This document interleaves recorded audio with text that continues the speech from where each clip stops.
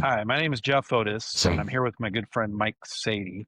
We've both known Todd Snider since we were in first grade. Really grew up and saw him almost every day through his high school years. Like many of you, the tributes, the stories, everything you've been sharing has been remarkable. We appreciate that. With that in mind, we pulled together a number of our good friends from high school years to share with you what it was like growing up with Todd Snider, which I'm sure you'll appreciate. Some of these stories will be emotional. Some of them will be outrageously funny. You'll hear the origin behind Beer Run in Tillamook County Jail. To Mickey, Mike, Shannon, our hearts are with you. And man, we love Todd. And so hope you can hang on, listen to this, and enjoy a few laughs with us as we remember that stony yodeling troubadour who grew up to be a musician, songwriter, and touched so many of us.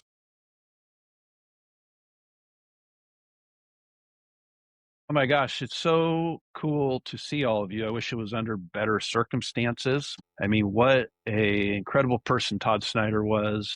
And obviously all of us knew him growing up and have stayed in touch with him over the years, seen a lot of shows. I mean, guys, thanks for being here. Who wants to go first? I can just share kind of a early memory of when you might have first met Todd or the Snider family, or maybe something you want to say in general to just the people who've been sharing all the tributes across the internet. yeah, I'll go. Hey, good to see y'all. And yeah, like Jeff said, wish it was under better circumstances, but good to connect again. And Jeff, thanks for setting this up. But I guess earliest memory of Todd, because I am a little bit older than him. I was friends with his brother Mike Snider at Beaverton High School, and I guess one of my earliest memories, I remember being over at one of the Snyders or at the Snyder house. We all hung out there quite often. It was kind of a great gathering place. I remember one time being in Todd's room and I think we were listening to music or whatever. And he was just screwing around on the harmonica. I don't know. That just always kind of stuck with me after I connected with Todd's music, many years later. It's like, I remember when he picked up a harmonica and was just messing around. Kind of just remember Todd from high school, this towhead blonde kid with this big old grin. And, I know that a lot of folks in the shithead choir just know him as and think of him as that stoner hippie that probably was not much of a football player and hung out in the smoke pit or whatever. But to those folks, Hold on. Hold on a That's second. me. Tim Yeah, all Cooper right. is just messing I up this. suck. I suck. There we go. We should be good. I bet. Okay. all right. Yeah, the folks probably think of him. He probably wasn't much of an athlete because Todd underestimated his football career. I think when he's telling stories of not being a football player and more of a stoner, but that guy could play football. He was a heck of a good linebacker. He was tough. He could hit. So I remember him on the football field. He got called up to varsity. I was 2 years older than Todd. I remember he was at that point. I only played offense and was a kicker. I got to kick field goals through those goalposts that he talked about. But he was a guard, and so he was on right in front of me in the huddle. So it was fun to hang out in the huddle. But yeah, so that was kind of my earliest Yeah, memory. Todd. it's really, I mean, and describe that Snyder house. That Snyder house was cool. It was like this long triangle house that branched in different directions and you just wander forever. They had the pool out back, Pool the was tennis great. courts, I mean, but it was a place like where we all gathered. I was fortunate. I essentially basically lived across the street from Todd, knew him from first grade on, but that house became kind of a magnet for hanging out. Yeah, I mean, definitely. Jim, what was your earliest memory of hanging out with Todd? It was probably there at that house, actually. We went over as like I said, I was on the JV team my first year because I didn't start playing football until I was a junior. And so basically I hung out with Chris and Mike and those guys, even though my era or guys were a year older.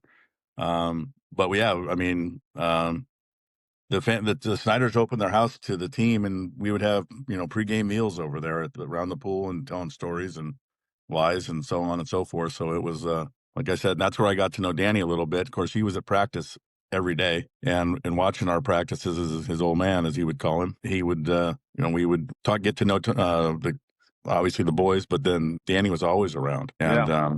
and then like you said, he was also friends with Mouse Davis and Joe Avazano and all the crazy coaches that came out of the Northwest. Well, and Todd, I mean, kind of Todd's role in your guys' lives at that time, he was like a little brother, right? Like, cause he was Mike's brother, Exactly. Yeah, he was, like I said, 3 he was years the ball younger. boy. Yeah, on our championship team in my junior year, 1980-81, Todd was our ball boy on the Yeah, sidelines. yeah. Any indication that he would go on and become this, famous singer-songwriter, Yeah, troubadour? not a clue, actually. In fact, I've got a picture from a buddy of mine that I met because I live half the time down in Scottsdale now, and he was on his JC team at Santa Rosa Junior College, and so he sent me a picture of Todd. And if I knew how to share it with you guys, I'd send it. I sent it to Beef, and so he says I'm stealing it. I said I expected you would.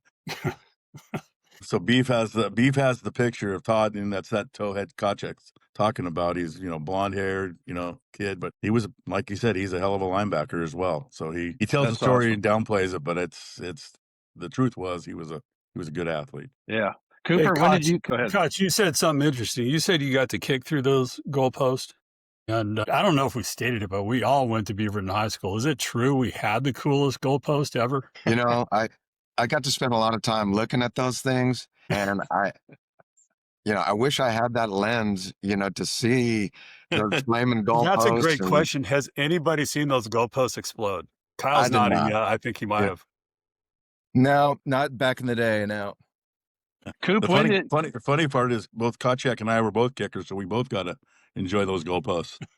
I tell you, I think I first held time for I both heard of you him guys. tell that story, every Todd story at shows, he just had that ability just to captivate, get the whole audience in his hand. And, he knew the punchline's coming, but nobody else is. And you're just hanging on, listen to the story. And here comes that punchline. When when you hear that talking about it, I just had to chuckle because, a lot of time practicing kicking field goals through there. Like I said, I never got to see them that way. No, but the smoking pit was right behind the goalpost one. Yeah. Yes, it was. The smoke pit was, absolutely. Funny thing about the smoke pit, teachers and kids would smoke together, smoking cigarettes out there. And that's the way it was back then, I guess. I never hung out at the I smoke do have a pit, picture but of Todd and I. We were walking back from warm-ups at a game, and I don't know if he's got his hand on my shoulder, but we're walking and the smoke pit's right in front. I'll have to pull that out and check it out sometime. Kind of funny. That's awesome. Hey, Coop, when did you first meet? I mean, I know have gone to a lot of his concerts in different spots around the country. Saw him in Texas, and if I recall correctly. But I mean, when did you kind of get to know Todd? I did not know him well in high school at all. I knew him from football, but hadn't really hung out with him. I don't know if you guys recall, but I didn't hang out that much. I had Wendy that was kind of taking control of me. But I think one of the things everybody's mentioned, which surprised me, was just my view of him and what I remembered about him was being the football player.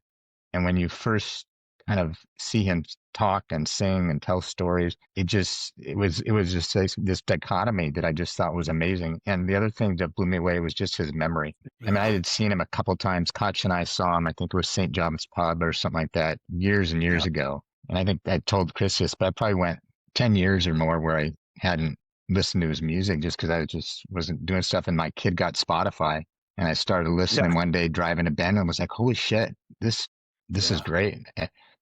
And I was looking at my 2019, what Spotify tells you your top songs. I literally had 10 songs, my top 10, basically all Todd with one Chris Stapleton song or something. Yeah.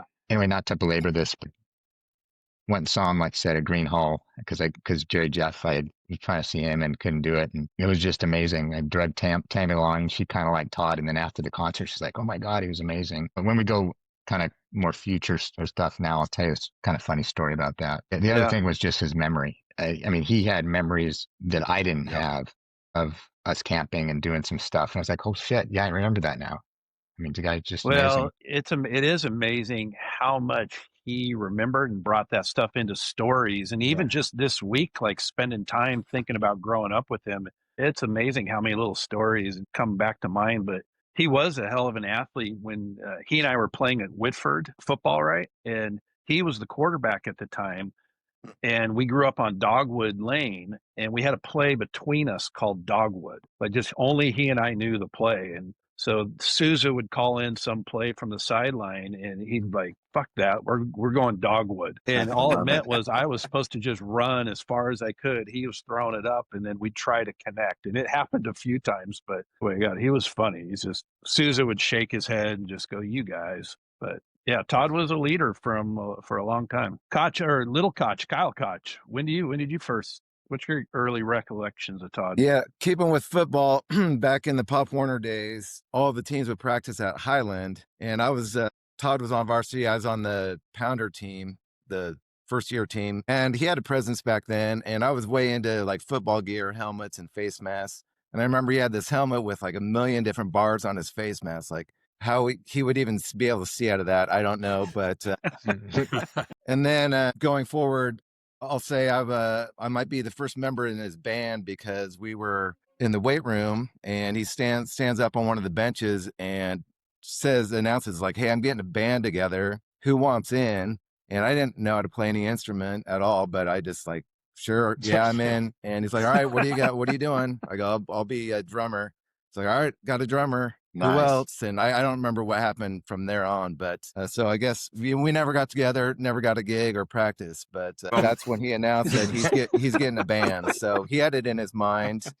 I don't think he knew how to play guitar. I asked him, like, "Did you play guitar in high school?" And he said no. So it Yeah, sounds like no. Chris, he was doing harmonica Can maybe, attest. but Yeah, what's Kyle, I that? guess maybe you're in that band, when he talks in the Seattle grunge, the Right, the band that never band that wouldn't Yeah, played. they play any never played. instruments, wouldn't even play a note, Oh so no! I mean that band, Kotch's band, is more alternative than that band. Yeah, I mean they never even formed. That is so cool. that is That is great. so I fun. told him that. He's kind of smiled, and I think he probably did that a lot. But he had it in his mind. And then I also heard from someone that like where he was always barefoot on stage, and think Leonard Skinner was barefoot, and he thought that was cool. So Yeah, we maybe listened to he had the image before he actually knew how to play guitar, what he wanted to look like. So he went and did it. it's amazing. Like he was piecing this thing together for a long time. And then of course we all graduated and he went off and it was like a couple years later, we're like, holy shit, like what's going on here?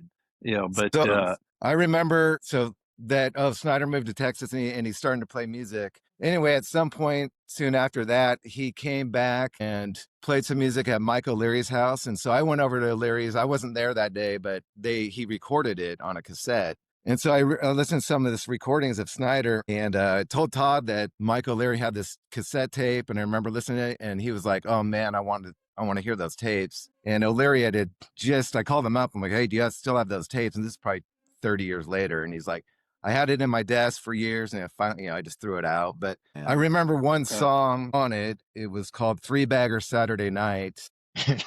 And the way it goes is three bagger Saturday night, put 3 bags on top of her head, then she'll look all right. And he had no recollection of that. I want to edit That's this. funny. And then I do remember at the end of the song, she basically called him out for being her 3 bagger. So I don't know how that worked out. hilarious. Seems like it's a match Well, made, but The plot twist. So he was working Yeah. on that early. Yeah. I did not see that coming. so Okay, say, notice to any shitheads or whatever that end up seeing this and end up recording that, you got to give Kyle Kotchick and Todd Snider, some co-writing. There you go. So he started. I was living with Lisa Beyer as a roommate down in Manhattan Beach, his high school girlfriend, and he started. So all of a sudden, these random tapes just started showing up at our condo, and they were Todd, and he was recording them on a cassette somewhere, and then he'd send them over to us, and we'd listen to them, and what have you.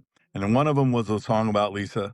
And then another one was that I remember was a race car song that I never heard him record, which I thought was pretty cool back then. But you could tell back then, he would start playing, then he'd stop and go shit or fuck. Then I got it, and then he'd start playing again because he screwed up the chords. Yeah, the class of '80s 5 song is great because there's the names in there they're real. Those people Yeah. are real. Oh. He mentions Lisa. yeah, so Sadie, when Todd left and came back, it was maybe first year he came back or second year he came back, but he did the same thing. He brought cassettes with him and his guitar. We were at Sadie's mom's house. And Sadie, what were the first 2 songs that we heard? Bus Tub Stew and Fat Chicks on Mopeds.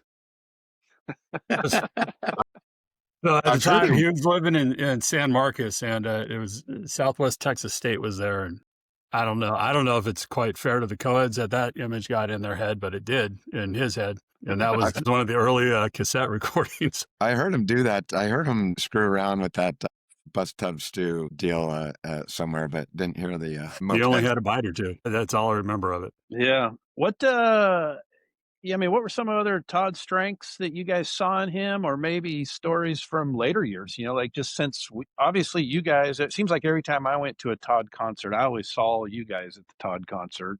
And I've, You know, I I've mean, I got, remember go ahead. some Sorry. fun green room stories, but yeah, what do you guys remember? You talking about his strengths? I'm not sure what we're talking about, but no, like I some of think the this, fact that he yes, could connect with everybody. I mean, he had a way of connecting that is just not normal in today's world, right? He could connect and like we've all said, his memory of certain instances. I mean, maybe we were a little clouded in our approach, but I don't know. But he could definitely put it all together and then circle back around into that memory. Yeah, I think you asked about, Todd's strengths, and I think, when it comes to his music, just he had that the way that he could tell a story, and like I kind of alluded to earlier, he'd tell a story, and his timing and his punchlines were just impeccable. It's just amazing, and ability to take on a character or a persona, and just wrap the song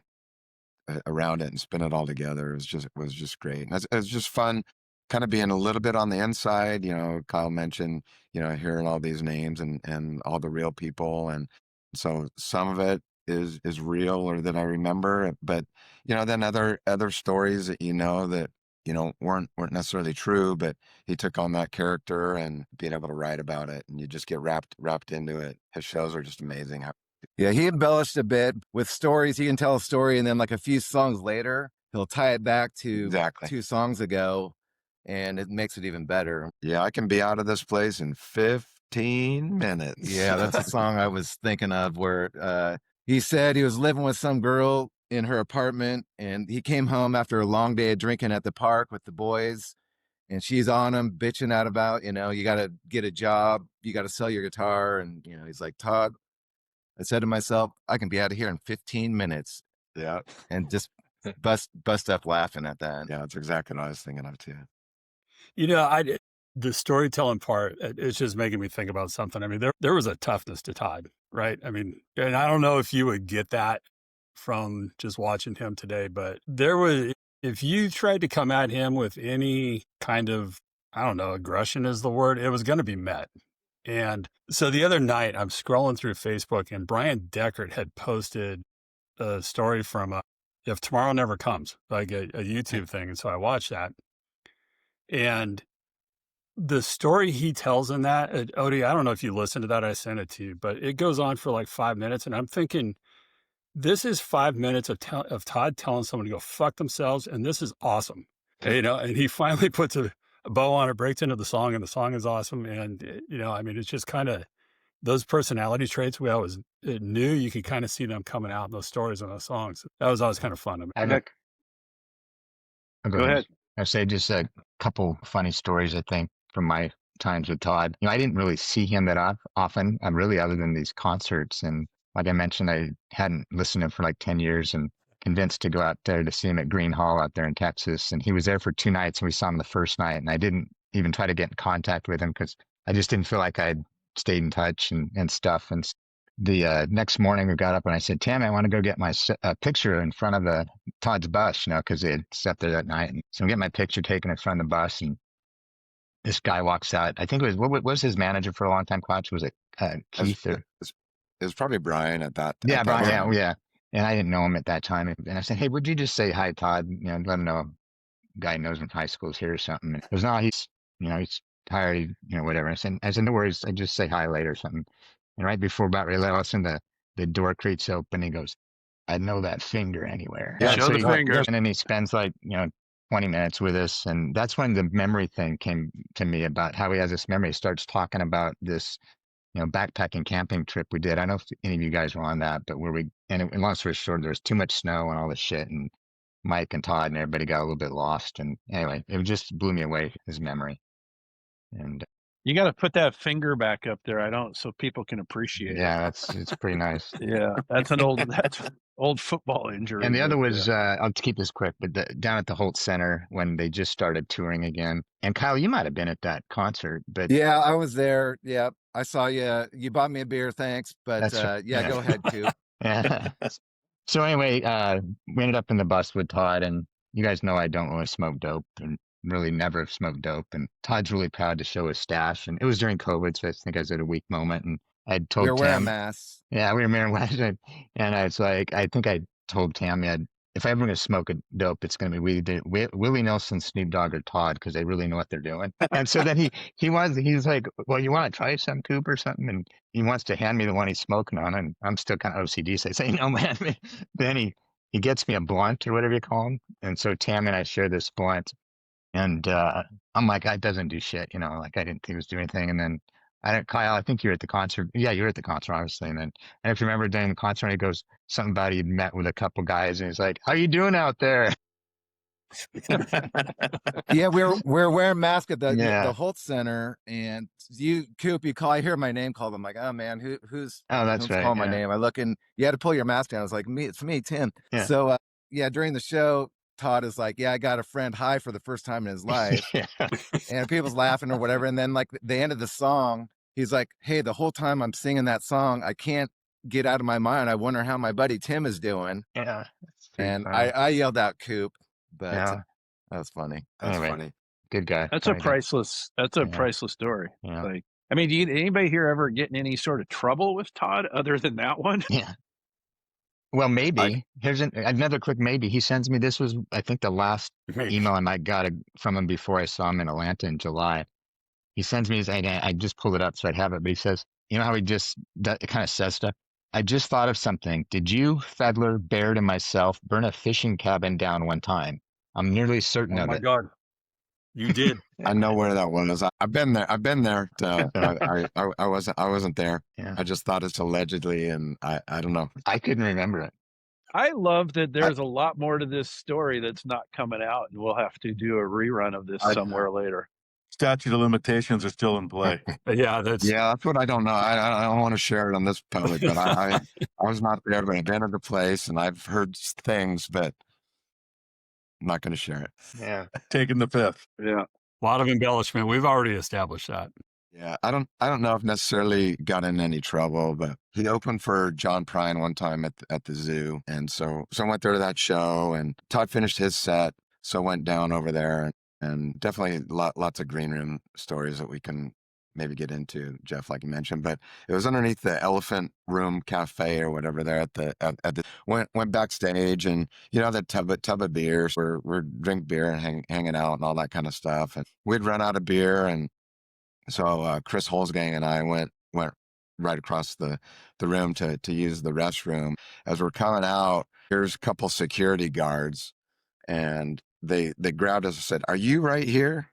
Pointing to the room, and it's like, yeah. I was like, "Come with us." So they dragged Chris and I there, and they enter the room, with us, and they say, "The zoo has asked you to leave." Well, I was like, "Yeah, that's okay. We're about ready to leave anyways. We're all out of beer." So anyways, we were just figuring out where we're going to go. And we go to the Old Market pub there in Garden Home, and just, have a bunch of pitchers of beer and all that kind of stuff. And I remember at one point, sat down and it was just Todd and I, and he's like, "I'm writing a song called BEERUN." And at that point, I'm going to have to try to spell it. Like, oh, now that sounds interesting. That sounds cool. I can't wait to hear that. And as it goes, it turns out that was the night that he wrote Todd Snider Rules in the tunnel. Yeah, so Spike was there, but the first Spike memory also. I'll just stop there. I'll let you guys know. Speaking of that, Kotch, I'm in Portland right now, and I was going to detour around. I got to go over towards Clackamas this afternoon, and I hear somebody recently just wrote Todd Snider Rules in the tunnel. Yeah, I drove through it and saw it now. It's the tunnel going towards west. So yeah, you got to go. Okay, so I'm gonna have to do a loop then. Yeah, that's awesome. That's I never got in trouble with Todd or really hung out much back in high school, but there was a ZZ Top concert tickets were going on sale, and I found out he was gonna camp out overnight for tickets. So I'm like, hey, I didn't want to camp out, but I'm like, hey, will you buy me a couple tickets? And so I was at a basketball game. I'm sure Odie, you were on the team basketball, but anyway, I gave Snyder however much money for a couple tickets, and some of my friends were like, "What are you doing? You're never going to get that money back. You're never going to get a ticket. He's not going to remember, whatever, to get you a ticket." Sure enough, on Monday I got my tickets, and they weren't with his group, but I know he had. I remember the show where he had somewhere close up to the floor tickets, up to the stage, and I was on the side, which is fine. But yeah, he came through for me with the ZZ Top ticks. So That's awesome. I think, anyways, I was trying to think if I ever went. I was trying to think if I ever went to another concert with Todd, but I don't think I did. I mean, maybe he and I went to Cool in the Gang of all things. I think in junior high we went to Cool in the Gang. It was like me, him, Wade, and Tiny E. No, Good I job. was there. I'll help you with that later. It doesn't matter. What anything else coming to mind, or I mean, what about those tributes that have been floating around the last week? Do those kind of blow you away? Yeah, Billy Strings one really was a trip. that was a I great one. just listened. I just listened to him on a trip over from Sun River coming this direction over here. It was on the hell's that? I can't remember. So that's what's happening to get old, fellas. Anyway, so it was Billy Strings for sure. What I was listening to, and then the fact that he covers one of his deal songs, and I thought that was a pretty cool tribute. The jacket Yeah. story with the Billy Strings jacket. Yeah, With Billy Strings, I was going to see Billy at the Edgefield, and I was by myself, and I was just gonna have tailgate, and I didn't really care where I was sitting in the venue. So anyway, most people don't tailgate at Edgefield, but this guy wound up parking next to me, and he's got the same thing in mind I do. I'd rather just drink by myself, watch people watch, and all that stuff. But starts talking to me, and within the first minute, he's like, "Have you ever heard of Todd Snider?" And I'm like, "Yeah, I actually went to high school with him." And he's freaking out. It's like, "No way!" It's like, "That's my brother's favorite artist. He's not going to believe after all these people." I'm tailgating next to a guy that knows Snyder. So fast forward a year or so later. So anyway, I forgot. I told him about a secret Facebook group, this shithouse group, which is a Facebook Todd Snider page. And so wrote down on a card, shithouse, Facebook shithouse. And I wrote my name, if he wanted to Facebook me, great, or whatever. So anyway, a few years later, Chris's son, Tyler, is working at this bar, and this guy mentions Todd Snider, and so Tyler's like, "I know that guy," or "My dad's friends with that guy." And he thought maybe put it together. It was like, "Is it this guy?" And he took out that card I wrote to him, and said, "Shithouse Kyle Kotch." "No, that's my uncle." But so this guy Byron had been at that bar, and I've met Byron. Chris, you hung out with him probably a lot, but yep, he was a regular at that bar. Cool guy. I don't think he ever saw Todd in live though, but Just Yeah, I can I just to piggyback on Kyle's comment? I don't know if you guys ever did this, but I did this in Atlanta, and I also did it at Green Hall. But when you're talking to people at Todd Snider and you don't let them know that you even know the guy, and just how they talk about him, and it just makes you feel good. Like it's like he made people so happy. I mean, in Atlanta, this guy next to me, because he was talking about it's a shithouse choir or something like that, Yep. and he was talking about that and being part of it and what it meant to him on all this. And then this lady sitting next to Tammy was talking about this was her bucket list. Her husband had got her the tickets, and all she wanted to hear was Beer Run. And he's not playing Beer Run anywhere, but that's all she wanted. But it was just how much he touched people with what he wrote, and somehow just it was amazing. Yeah, I get goosebumps thinking about like reading all those stories we've read over the last week since his passing, and just like how much he just was inclusive to everybody, right? And how much people were touched, and honestly, how many people he inspired to go try to do the same thing. Yeah. Yeah. I Jeff, think what always blew me away, though, like Tim, to your point, when you run into people that know who he is and they're fans. I remember one time I flew down to Orange County, walk out of the airport, and I'm waiting for a cab, and the girl next to me in her 20s is wearing a Todd Snider T-shirt, and I'm just looking at that. And I'm going, I got the same T-shirt in my suitcase right now. This is so cool. I didn't say a word to her, but it's like it kind of blows your mind a little bit. Yeah, it's cool to see that reach and how much he did mean to everybody. And Tim, like you say, is like, gosh, he's a high school buddy. But Yeah. yeah, Billy Strings. I saw that one. How about this one? Stephen King. Did you guys see Yeah. Stephen I King's didn't name? see that This one. one, this one hits me hard. Yeah. Stephen King, and Well, then Jack Johnson. Yeah, I saw the Jack Johnson was Johnson cool. one. Yeah, Jack Johnson playing Ceylon, and Yeah. super cool. Trey Hey, from Fish was on there, said that he Uh, loved getting the email from Team Melly Moo. Team L. At AOL, man. Yeah. Yeah. Keeping Well, AOL in business or Todd alive. was a The last Todd might customer of AOL. That's awesome. Yeah, he might have been the last customer of AOL. That's pretty funny. It's funny to get those emails from him, and the all lowercase and no punctuation, and he'd go dark. I'd send some emails, and sometimes he wouldn't reply, and then like a year later, it's like, hey, how's tricks? What's going on out there? Jesuit Yeah. sucks. Yeah, he was. He was my little league catcher, right, for Safeway way back in the day, and he and I, for the last few years, have been trying to coordinate an opportunity just to play catch. Like one of these times he comes to town, and we had that kind of lined up for the 11th, which was just a couple weeks ago. Right before he sort of called off the tour. But yeah, I was looking forward to playing some catch with him. Yeah, he I would mentioned have rather seen you guys on the 12th. Yeah, right. And how sore you were. You wouldn't be able to move afterward. I mean, I know he has was- fond yeah. memories of the Alpenrose, and he told someone in an interview like what he does when he goes back to Portland. He checks out Alpenrose, which is sadly, just got demolished maybe last year or within the last year. It's terrible, but he would visit Alpenrose. Yeah, and for context, for people watching this, Alpenrose was a dairy right in the middle of this whole Raleigh Hills neighborhood area that was around for 100 years, but they built like 4 to 6 little league fields, and they had a main field, which growing up was a big deal to play on the main field. And, Under the lights anyways, at Alpenrose. Under the lights at Alpenrose. So a lot of good memories, like when we were 10, 11, 12 years old. Yeah, very cool. Any other favorite song that comes to mind? Favorite lyrics that come to Oh mind? my God, Force of Nature for me was, yeah. And then I would say when I lost my buddy, Don, who Chris knows too, here a couple years ago, Sail On. That song is amazing. Yeah. Like the Rose City song where he's coming up the hill through the hill. Yeah, that is Kind of good. brings you back to your childhood and your memories and all the stuff that fun and stupid stuff that we did along the way. Yep. Old Times is a great song. Yeah, And that's a good one.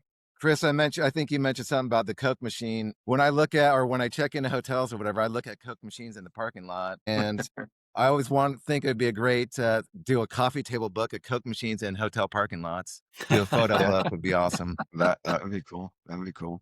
He's got some real sleepers out there too. Greencastle and Greencastle Blues, that's great. Horseshoe Lake. Yeah. I mean, he's got some. Anyway, sorry. Go ahead, Yeah. Jeff.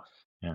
No, I was just gonna say I listened recently. I think it was the Hardworking Americans posted the Wrecking Ball, and I was like, I don't know why somehow that one passed me. I missed it or something, but I mean, that one got me the other day. Well, and the other one, another one that got me, came on. I just put, I was out driving like the next day and just put it on shuffle, and when Missing You, came on. That was a tough one. That's underrated. Yeah, I always forget about that song, but then when his nephew sang it, Yeah, his recording was pretty amazing. yeah, that's great. Amazing lyrics. Yeah. Sadie, you got a favorite? Has anybody been able to talk to his mom or to Shannon or Mike? I've No. Or go I've aheed. been with Mike. Yeah, okay. Sure, and he said they're they're having a tough time. Said Shannon especially was taking it pretty hard. Yeah. And his mom was shedding a lot of tears, but it's a tough one for sure. Yeah. Anything else you But guys want to throw out there, or is a story we think- missed that you want to tell? Oh, go ahead, Chris. I was gonna say. I want to thank. I was going to say. Go ahead, Jeff. Kotch. Go, Jeff. Oh, okay.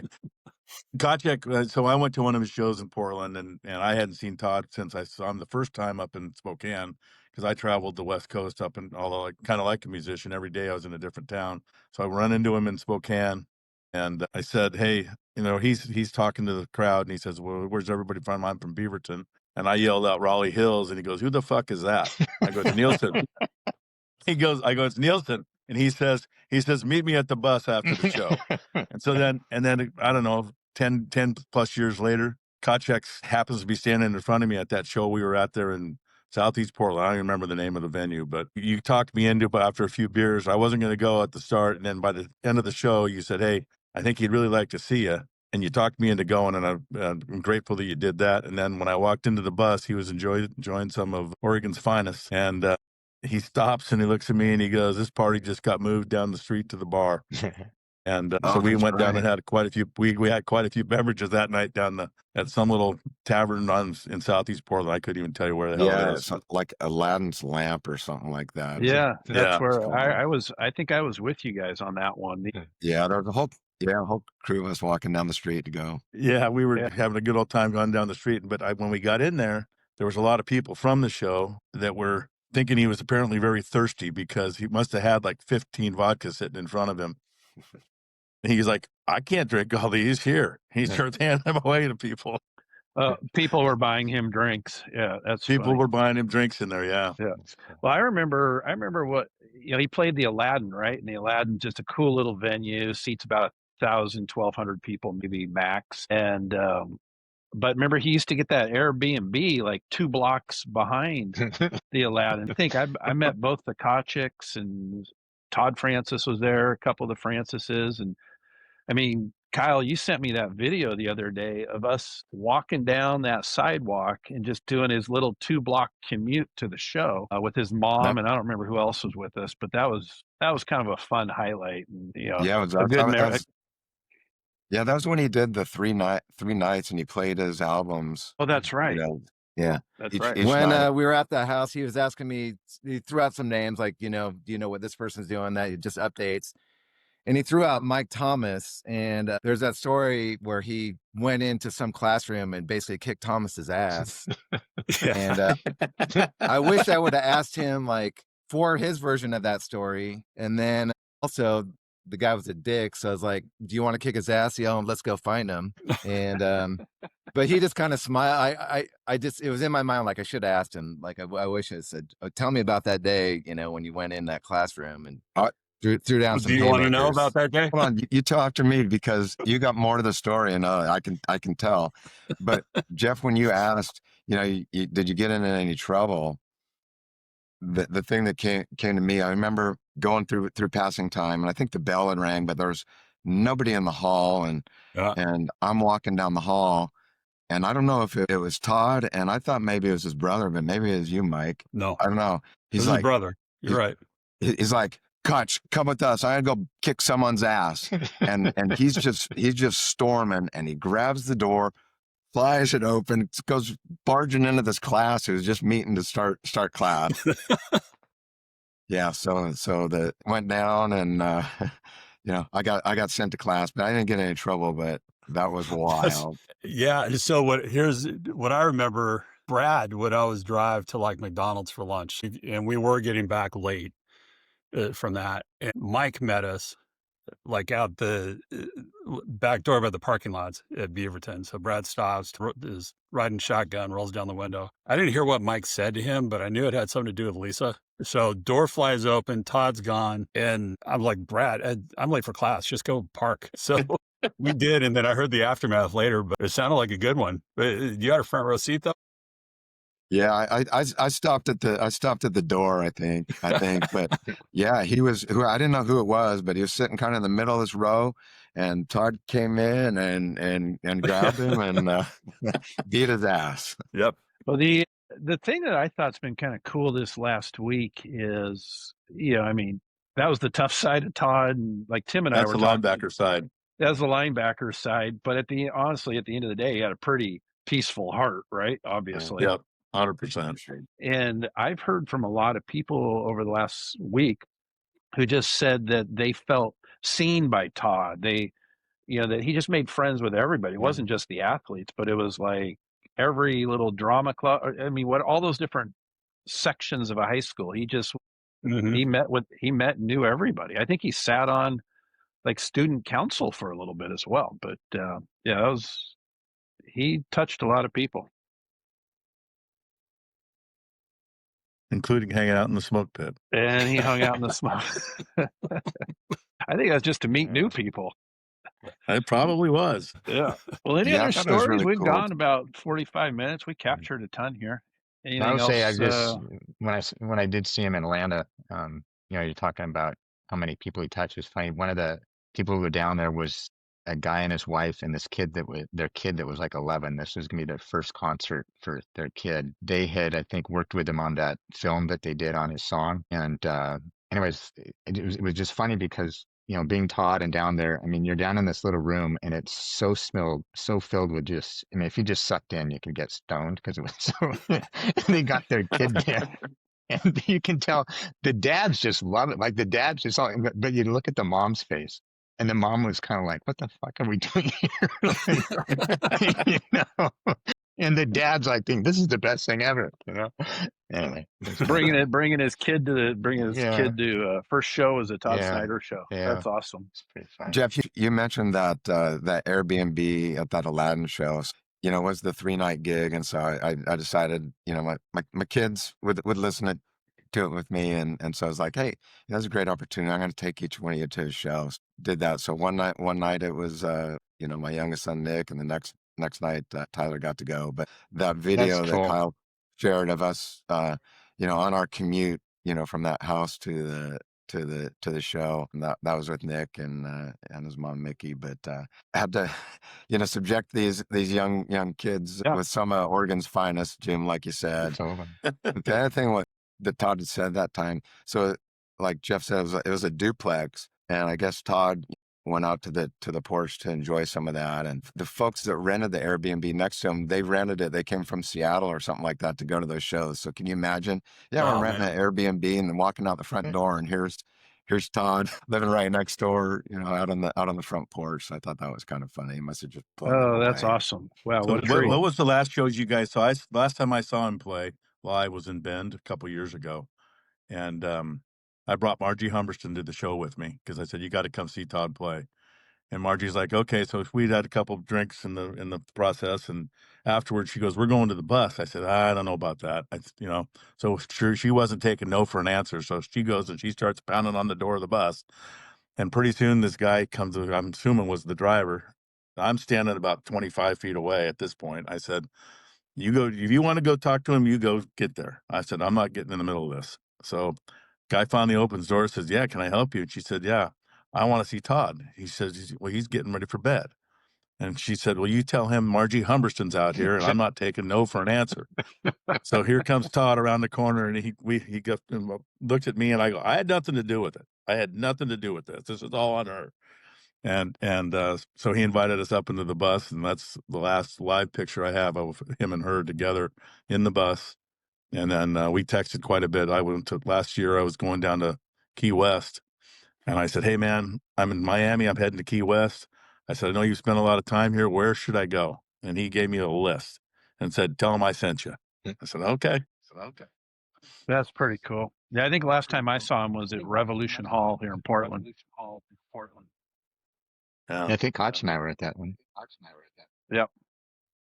Sure. I'm trying to think. Kyle, was Eugene the last time that we saw him? We saw him in Portland one night, and then we went down to Eugene, and Yeah, that's the last time I hung out with him. So yeah, this is a different Holt Center show than the one Coop and I were at. But Chris and I went to the bus before the show. I hung out, and then I think at some point he's like, "All right, I got to get the set list together." And Chris is like, "All right, we'll have a great show." And he's like, "No, you guys help make the set list." And he starts writing a few songs, and then he's like, "What do you want to hear?" Chris, what do you say? I think I know one of the two at least. I think I said "Long Year," and that's That's a good one. I came out, and then you can't give him beer run. You got to come up with something. So there's a song called "Watering Flowers" I liked, and it's kind of new at the time. But he looked at me like, kind of like, really, like surprised. I'm like, yeah, it's another sad song. Sorry, but he's like, yeah, what do you want? I go, "Watering Flowers," and I looked at probably a few days later, like at his set list. He doesn't sing it often, so he sang them. So That's awesome. Yeah, that's pretty cool. Both before and after, it was just Kyle and I, Todd, and then Brian would come in and out, and he just was. I mean, he was generous with his time and fun. Like you said, you guys have all said, with his memories and what he would pop up in his mind and talk about and reminisce and all. It was just really fun. Yeah. My only regret is not getting back to East Nashville to hang with him in East Nashville. We almost did. He was gonna. Yeah. Sorry. Go ahead. Yeah. No, that's it. I mean, that's just the only real regret is it's kind of a reminder to, get on the airplanes and go see people while you can. Well, that's how I ended up Yeah, in well Atlanta. said. No, that was July. This July was my last concert with him, and Wow. Yeah. it was he hadn't toured for like 2 years, and it popped up, and that's the only concert I saw at the time. So, and it was close to our anniversary. So anyway, but yeah, so Yeah. July 25th. Yeah, that's a regret that I have too, Jeff. And I'm getting up there in age, and kind of Mike and I were talking before everybody jumped on, kind of seeing retirement, hopefully just right around the corner. But it was like always one of the things that I'd like to do is go see Todd somewhere else and just show up random, unannounced somewhere, and connect that way out of the blue. And like I said, yeah, don't put those things off. Life's short. Yeah. I think Any I've final- seen him the third most probably of any artist. I've probably seen over a couple dozen times for sure. I've seen him in Reno. He did a couple nights at some place in Reno. Seen him in Seattle and Portland, Eugene. So yeah, seen him quite a bit. Sometimes, see him before or after the show, sometimes not, but always appreciative every show I can see of him, sometimes with a band or with him solo, which I typically like the solo stuff better. All right. Well, before we Like wrap the up, last one I saw in Seattle. No, I got to get this in because by the time he made it to Seattle, it was hard to see him because you guys wore him out in Portland the night before. Yeah, Eugene, he said, I don't know why people don't come see me in Eugene. It's just because you got that, there's no, not all tons of different distractions from different walks of life, family or friends from more current musical friends or high school friends, a lot of distractions in Portland. So it's great to get him in Eugene and for that. Yeah. Hey, before we sort of wrap up here, any final sort of words that just to share with Mickey, Mike, Shannon? Other than we're thinking of them, of course. Yeah. Praying for you guys. Obviously, it's a tragedy. Seems like there's a lot of questions and not a lot of answers. Yeah. Well, yeah, we I'd say to the appreciate. Snyder family. Yeah, I just said to the Snyder family, and just sorry for your loss, and just know that Todd meant so much to so many people, and I think you got to as difficult as it is to know that he made such a positive impact, and all the time that Todd's songs are going to come up on my Spotify playlist, it's going to evoke a different memory and emotion. His lyrics would evoke a lot of emotions, sad and happy, Yeah. and just meant a lot to a lot of people. So hang in there and sail on. Well, and so many of his lyrics reference, like you said earlier, so many little insight stories back to us knowing him growing up that every time we hear a song, it's definitely going to pull out different emotions and thoughts and memories. And for that, we can be forever grateful. All right. Hit the thing, Sade.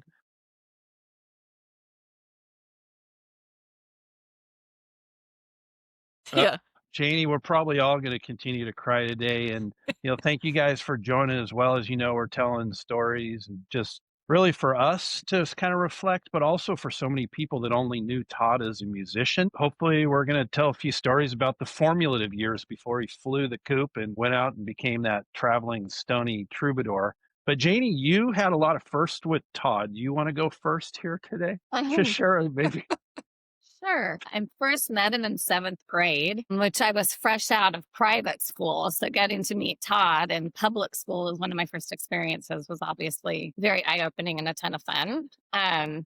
Probably one of my earliest memories with him. And sometime in junior high, and we were doing our neighborhood shenanigans, right? Whether we were doing doorbell ditching or throwing apples at things or whatever we might have been doing. We were in his neighborhood and just goofing around. And this is a good story because unless you've seen him with his shirt off, you won't know the origin story of the scar that was across his stomach.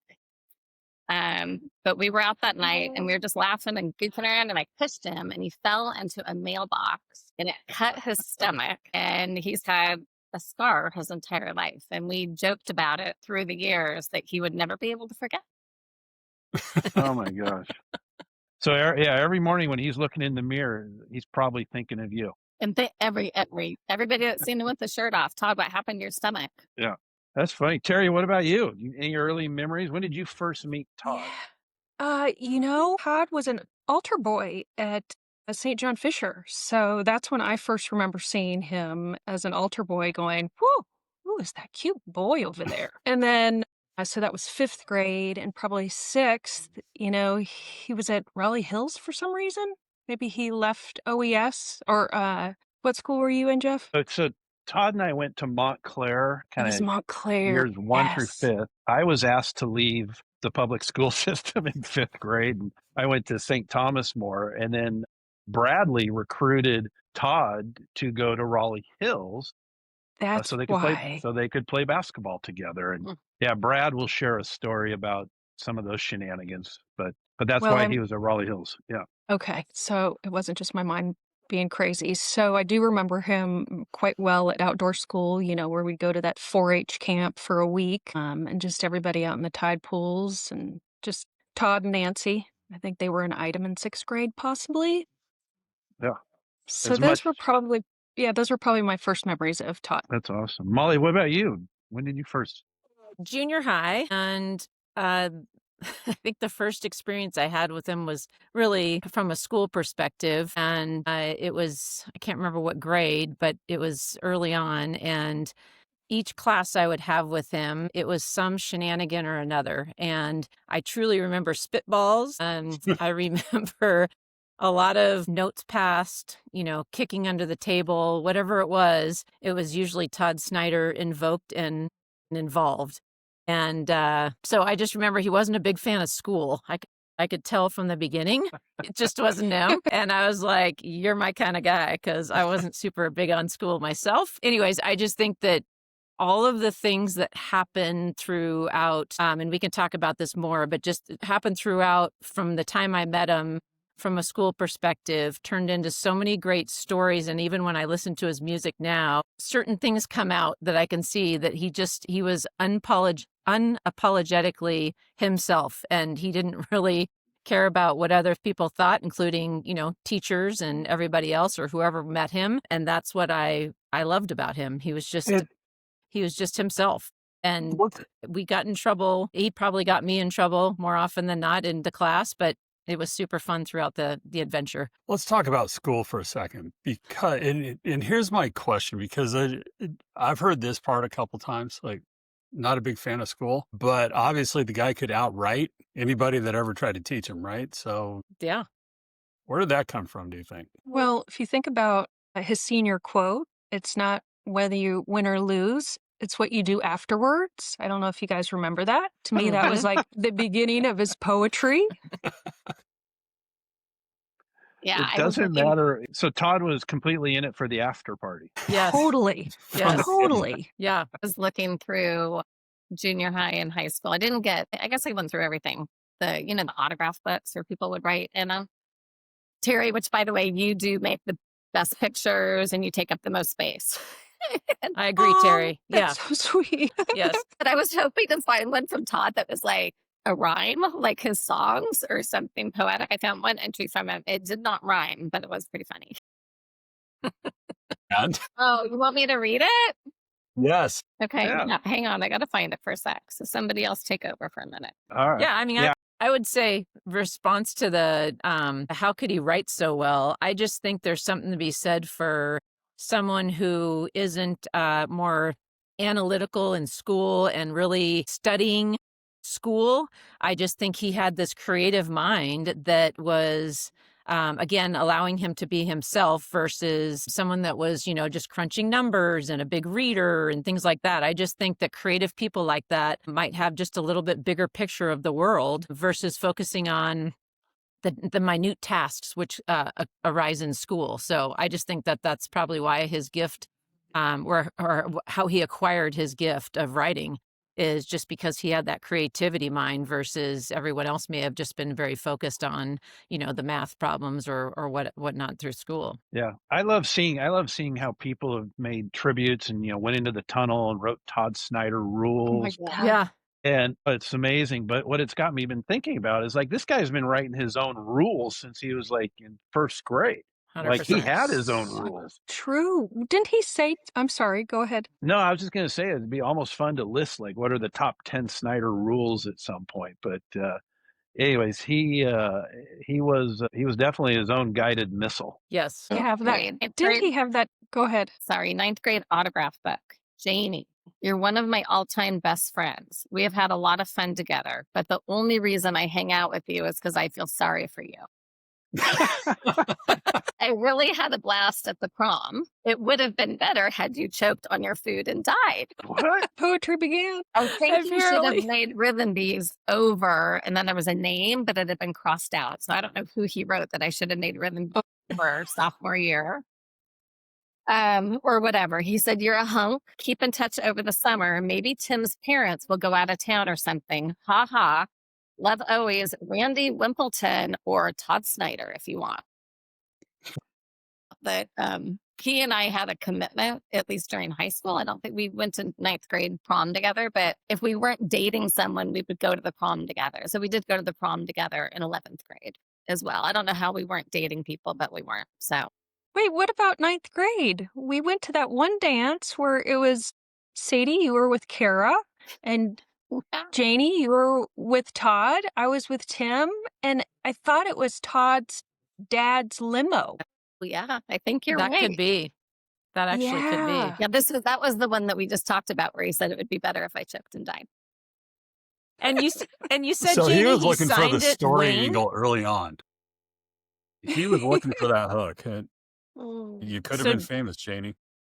Well, I always say what's interesting is, we grew up in the era of our influences, and Todd was as influenced as the rest of us were by Animal House, Caddyshack, Fast Mhm. Times, Original. So everything was a prank constantly, right? So there was Mhm. humor in his writing. It was like we'd see something and we'd just go and I remember Todd and I going into a classroom and he had some super glue and we glued the desk to the floor, all the legs to the desk to the floor because the teacher always made us put them in a semicircle. So when class started, kids started grabbing the desk and we didn't know Wow, that's floor hilarious. tiles were going to be popping out of the floor. Like it was like only Todd, right? Only Todd.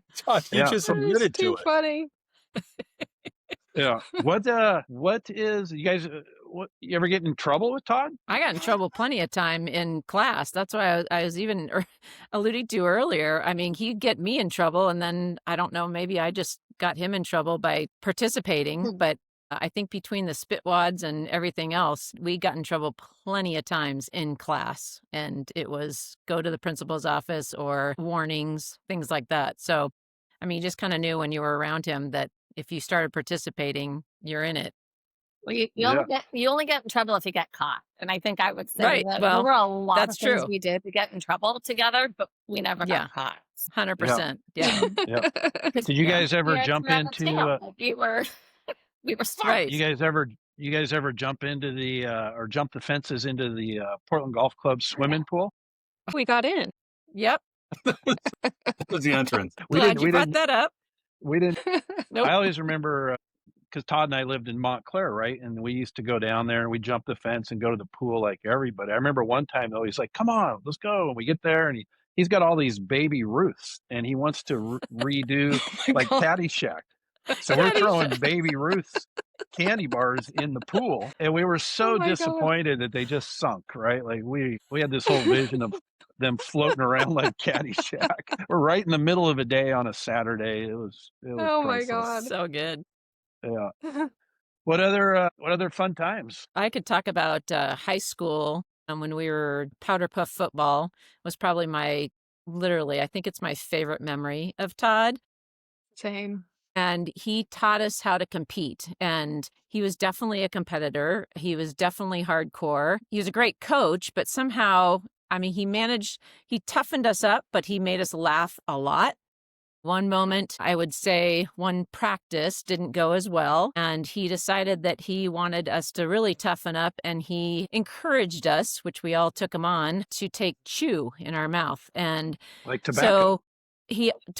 So he didn't really tell us how much, so we all didn't know what we were doing, and so we all just put chew and thought we were tough. And we also had the black paint underneath our eyes, just because, of course, that reduces glare.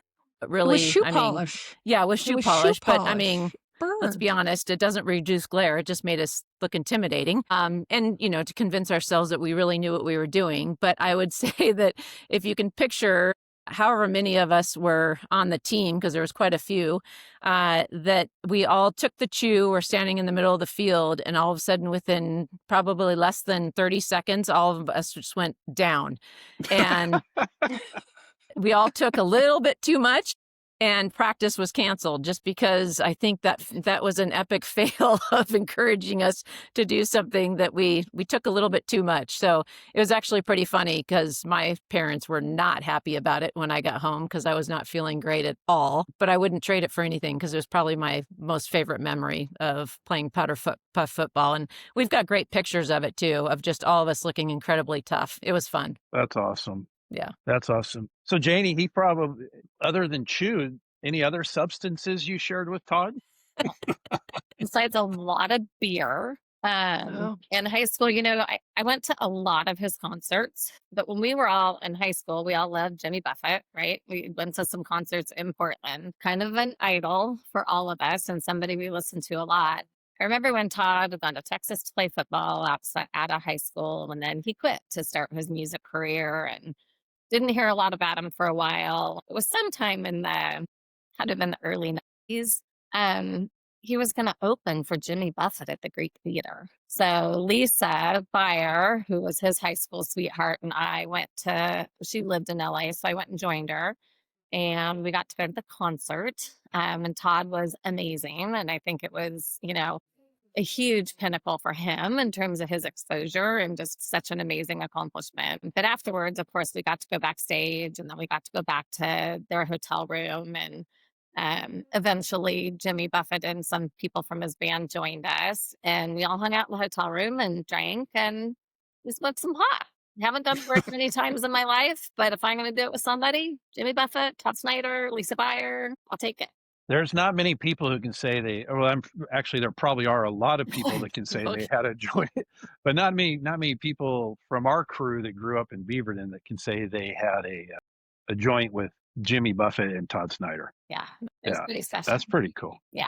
Well, speaking of Lisa, one of his, if you guys probably know that Class of '85 song, that actually is that Lucky to Be Alive. It mentions Lisa. I mean, he actually talks about his good friend Lisa, who was his first love, which is really cool. And I kind of forgot about that song because I hadn't heard it in a while. You know, Lisa's sister told me the other day that they had gone to see him play in Solana Beach. So it must have been 5+ years ago, as Lisa passed 3 years ago. And apparently during the concert, Todd called her out as the love of his life. And Chrissy said after the concert, she was swarmed. Like everybody wanted to meet with someone to know who she was. And she said it was just awesome and hilarious and one of her favorite memories about Todd. And that was really special for Lisa too. Yeah, when we were earlier in conversation, it came up, just how good his memory was too, right? Like he recalled stories and you'd end up at these concerts years later and he just made people around him feel good. And he'd remembered all these little details of stories. Yeah, you know, I'm not going to name names, but I was rereading a lot of our emails today and I sent you that picture, Jeff, that he was like student council officer in 9th grade, which I was like, what? Todd was like, class.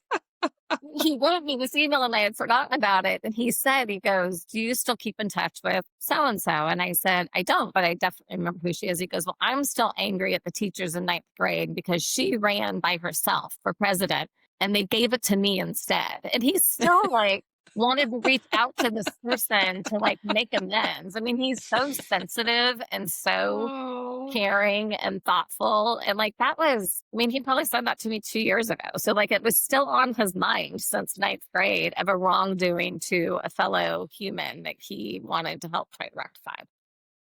It's amazing. Yeah. Wow, it's awesome. Yeah, as much as he, sometimes I think, he kind of downplayed through his musical career what a good athlete he actually was. And he was kind of a tough guy and at times and played linebacker, but he balanced that with just a huge heart, right? Like Mhm. to your point, Janie. Yeah, the thing that gets me about high school is, do you guys remember when we were all graduating and we're sitting in the auditorium and they're reading off like most likely to succeed, most likely to, be a pilot, most likely to whatever, they went through Mm. all these awards. And I remember sitting next to him and it bugs me to this day, but he was voted most likely to not succeed. Uh-huh. Todd Snider. Really? And like you Mhm. would never say that in today's Wow. world, Yeah. right? But Mm-mm. It's Mm-mm. horrible. but it wasn't meant from a place of anger. It was meant from just trying to stay up, match Todd's humor. And it was meant to be, it Yeah. was meant to be funny. It was meant to be whatever. I always thought, did that stick with him? But I think at the end of the day, he gave that award a big FU, right? Well, yeah. I mean, in his But it life, was, yeah. yeah, it was a weird, I just remember it being a real weird thing at the time, but I think it was just a joke that went sideways. Yeah. So Jamie, I was so impressed when he decided to quit football and pursue his music career. I related Yeah. to it a lot because that's kind of what my brother did. Like he graduated from college and didn't know what he wanted to do, so he just took off to Europe. Like he and Todd had a lot in common and were good friends. I just, all those years that we all spent together really to me have impacted who we are today, right? Those are very formative years. Sure. How you avoid getting in trouble or getting caught, how you care about other people, how you get your heart broken. I mean, all the things. And I mean, I think that's just one of the things that I've felt from him for so many years. It's like time passes for all of us, and maybe we don't see each other as often, as we should or could. But when we do, it's like no time's gone by at all. Right? Like there's right. so Mhm. Yes. it's so deep and connected, and I just cherish that, right? I think it's Mhm. so special. Janie, I was going to ask you, you mentioned when he opened for Buffett. Did you say you saw them in Los Angeles? Yeah, the Greek theater. Okay, so then it must have been a few days later, we all see him in Portland. Did you have any idea what had been brewing in the background? Like since that day, we all knew he stopped playing football to go play music. And then I swear, next time I heard from him was when, well, there were a couple times in between, but all of a sudden he's opening for Buffett. And you're like, oh my God, something happened. Yeah, That's a you know, shift. it's This is not cool. really, but like, come on, how many times did we all sit in his house and listen to him play guitar? Right. Yeah. And we listened Yeah. to CCR and the Rolling Stones. And like, I know all of that music because of sitting at Todd's house or Tim's bedroom or whatever. But Lisa, it was really Lisa and he that I kept in touch. And that's how, I then came to learn more about what he was doing and be able to participate in it. So at that point, he and I hadn't kept in a lot of touch, but pretty much have since. You know Yeah, I what I think remember, about all the time too? I mean, think about like American Idol and all the people that stand in line just get a shot to sing for a couple seconds. And I mean, it speaks a lot to just who Todd was, I think. Like he kind of bypassed all that goofiness. Just here I am. We were Yeah. listening to a lot of his stories yesterday about his early days and Keith Sykes and John Prine and like how he Mhm.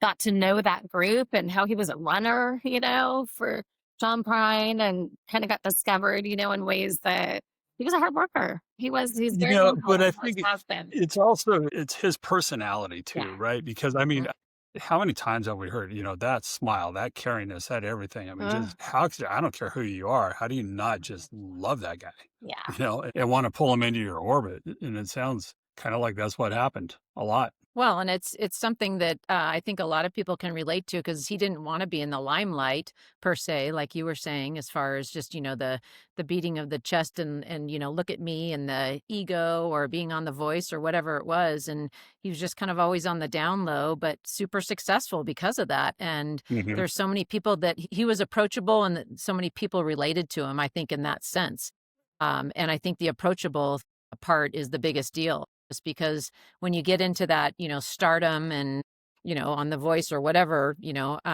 all those celebrity environments, then you're not as approachable. And also, I don't think you're as authentic and real. You just become a little bit of a different person. And so Todd stayed who he was. And I thought that was pretty awesome watching throughout his career. That exact thing kind of morph over time is just he was under the radar about him, but just under the radar, not trying to be popular, I guess. I loved what he did during COVID when he would do his live Yeah. concerts. And what I loved about it is I looked forward to it, right? It gave us something to do. It kept community together. It was positive. It was a distraction. There were so many great things about it.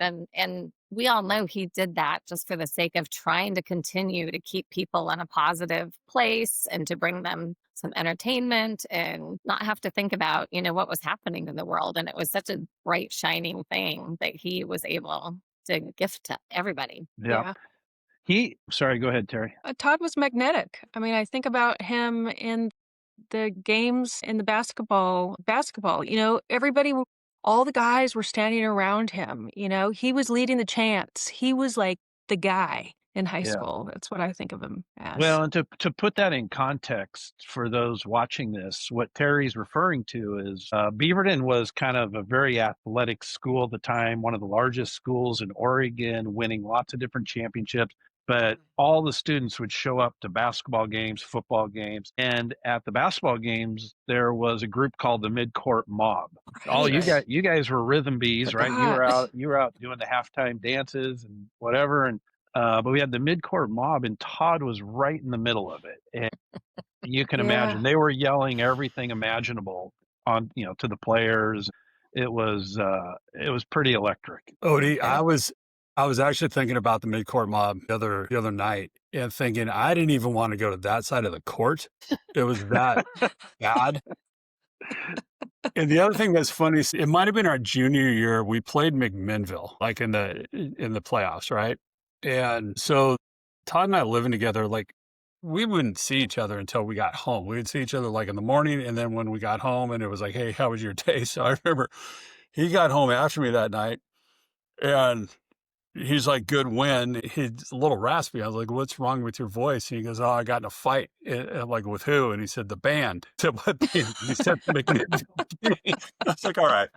That's awesome. So he took on the entire band. He was the mob that night, I guess. Yeah.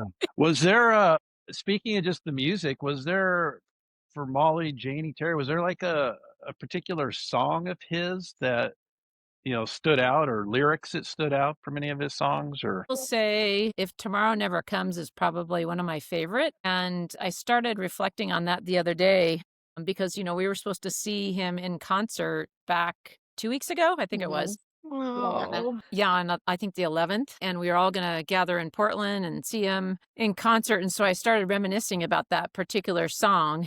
And I know it was actually kind of funny because he tells that whole story, which is a whole other topic of telling stories. And it took him forever to kind of intro that song of telling him how he copied others, but yet it's not really a copy because there's certain words. And I mean, you can go back and listen to it. It's probably an 18-minute intro.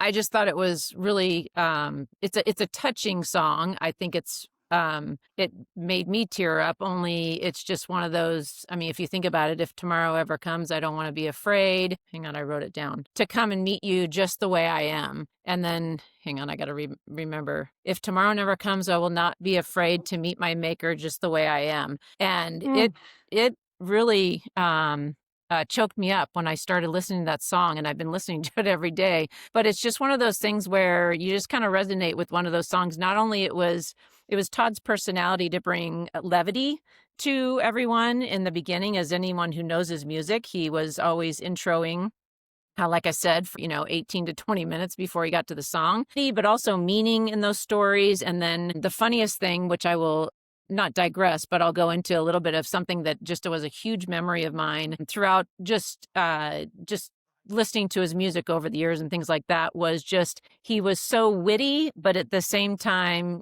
in the middle of the story, you'd think, where is he going with this? What is he doing? He's now gone down this rabbit hole. And then he'd actually tell you, hey, I'm getting there. I'm going to loop back. Don't worry about it. And he'd laugh at himself, and he'd think it was super funny. And then all of a sudden he'd get back to exactly where he was meant to be in that story. And you're just like, aha. And it just was brilliant storytelling. That just got to me. And I think my funniest memory is that that story of If Tomorrow Ever Comes, and him working with the artists of Garth Brooks and the other gentleman, Kyle, I'm trying to think of his last name. But anyways, of potentially copying their music, but he really didn't because he changed up, a word here, a word there, and things like that. So that was my favorite song. Yeah. Mine What about you, That's Janie? one of my favorite stories, by the way. Molly, I don't know if you notice in that story, he goes into talking about how many notes and how many lyrics you can Right. copy. Yeah. And he does that over and over. He is just taunting He those is. people. And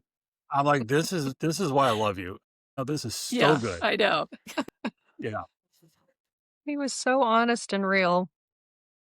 I think, I saw him throughout most of his career, right? When he was young, and I've seen him in Santa Cruz and Phoenix and Portland. But I mean, at least the last 2 weeks, I've been listening to songs for the Daily Planet, and Seattle grunge makes me laugh. It's so creative. And then the Statistician song and the song about my generation. Like, I don't know. I feel Yeah. like he was younger then, and there's a different perspective of humor. He's gotten deeper over the years for sure. Yeah, The well. meaning in his songs, and sometimes We they're probably all have, right? I mean, life will do that. 100%. totally. But I know Yeah. exactly what you're talking about, though. I mean, it was all there from the very beginning. Yeah. And what a gift, right? I look at Mhm. the loss that I have had in my life, which was decades ago. I have a handful of pictures, right? The fact that we have his music and that there's Right. so many video, and to hear his voice, you can hear his voice for the rest of our lives. Like, Yeah. that doesn't happen all the time. Yeah. And we'll never hear everything that was ever recorded of him because there is so much. But what a gift, right? And with as humble as he is, I think he would be so overwhelmed right now with the outpouring of love that he has For got sure. and is going to continue to get through all of this. I mean, I don't think He was had so any humble. idea. He was an all Yeah. right guy. Exactly. He was just Yeah. a humble All right guy. guy. And Teri, I want to ask you because we all had our 40th reunion this summer. We Yes. missed you, Mike. But I talked to Todd a lot. He was going to come out, Yeah. and I was so excited because I really wanted to take him out to the winery and have him feel a piece of Jimmy. And he ended up not being able to come because of his own health issues. But we all talked about as a group about how much he wanted to get in better touch with a lot of us. And Yes. Teri, that Mhm. you in particular talked to him a lot in the last couple of months. How was that? I did. T Melly T. Moo. Melly Moo. T Melly You Moo. got us. Yeah, for about like the last month, he and I had been communicating daily. He does actually have a cell phone. Yeah, he does. He does. He called me Okay. on it. Yeah. But, he's not going to answer you if you're going to text it. But we were going to meet up right before his whole tour started. And that didn't end up working out because he had to play late anyway. We were texting actually throughout the whole incident of when he was in Utah, when he was in Colorado. So kind of knew his whole mindset throughout that, which was really heavy, really affected me. Yeah. I texted with him on November 1st talking about how we're all going to come see you on November 11th. And he had just shared that. Yeah. Yeah, we had a lot of fun talking. Yeah. Yeah. So it was like such a shock that Friday. Yeah, I think it was a shock for all of us. And then, like Janie, to your point, seeing the outpouring of comments and people and the tributes. I mean, Jack Johnson, Billy Strings, Yeah. Yeah, it was you so know, loved.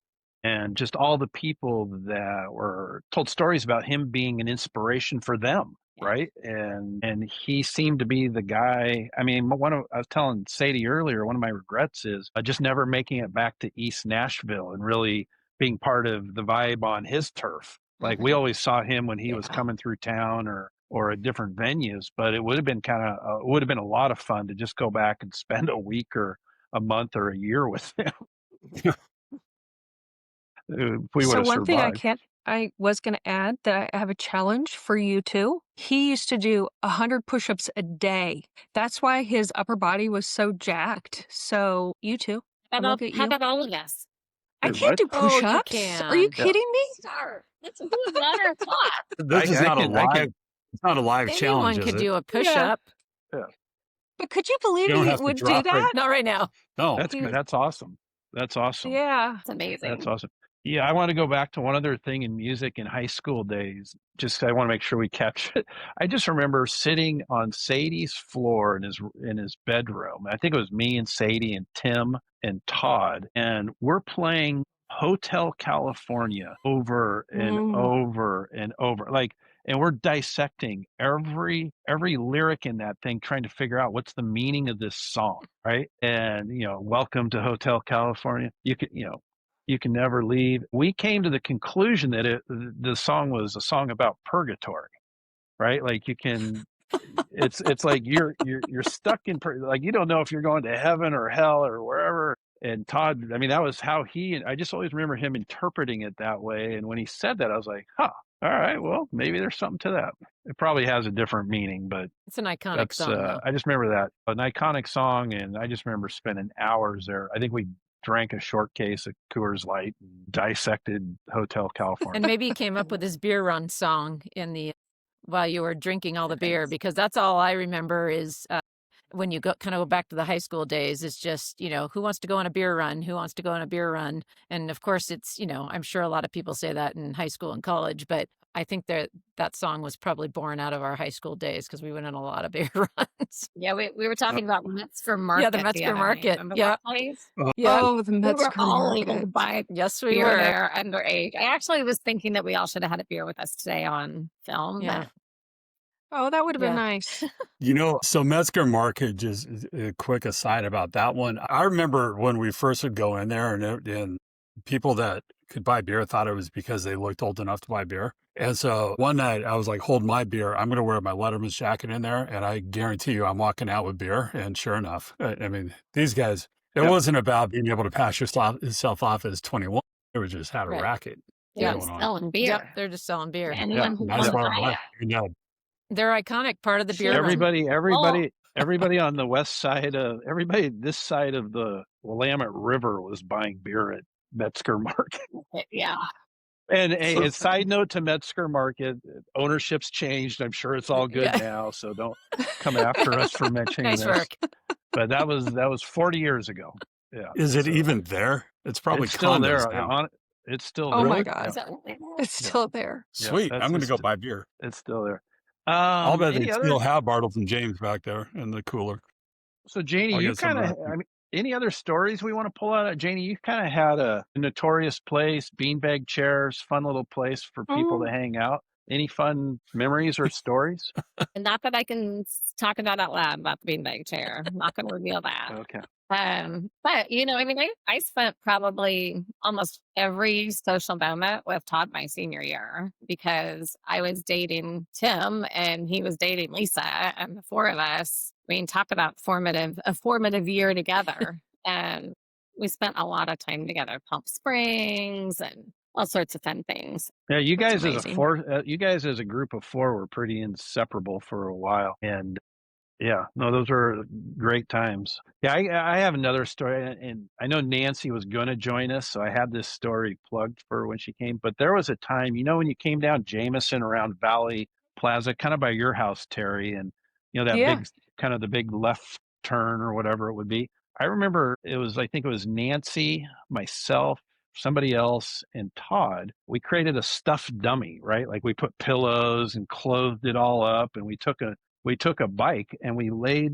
the dummy and a bike in the middle Oh of my God. Jameson. So when people came around that corner, That's so late night, they'd stop. They'd come running out of their car, and we were just in the bushes laughing and giggling. For some reason, we thought that was funny. And I got in more trouble with Nancy as a little girl. Oh my gosh. That's so He funny. never got caught either, though. So that was, Oh, it didn't count. yeah, they were. Yeah, it doesn't probably count. both pretty sad. Yeah, nothing. Leading you into the danger zone, but you also got out Mhm. with a get out of jail free card. Yep. Yeah. Yeah. Anything we've missed here today that anybody wants to share a message maybe to Mike, to Mickey, Mike, Shannon, or the family? I would just say, I mean, I've been reading through a lot of the social posts and the just endless social posts and just seeing all of the amazing outpouring of love and just everything that's going on the social sites. But you could just see that he's just legendary in so many ways. And I know that's a big word, but it's just, he was just himself, and just the telling of stories and amazing music. And he was so real and authentic that it's not surprising that the stories just keep coming. And I just keep following them because they're so inspiring. I would just say he's probably the poster child. I know it sounds a little much, but he's the poster child for just being yourself. And we experienced that in high school, junior high, all throughout, and you can just see that in his music. And I don't think anyone would doubt that. And so I would just tell his family that he was just so loved, admired, and adored for everything that he gave to the world, and that I appreciate everything he gave to us. And he's one of a kind. He's and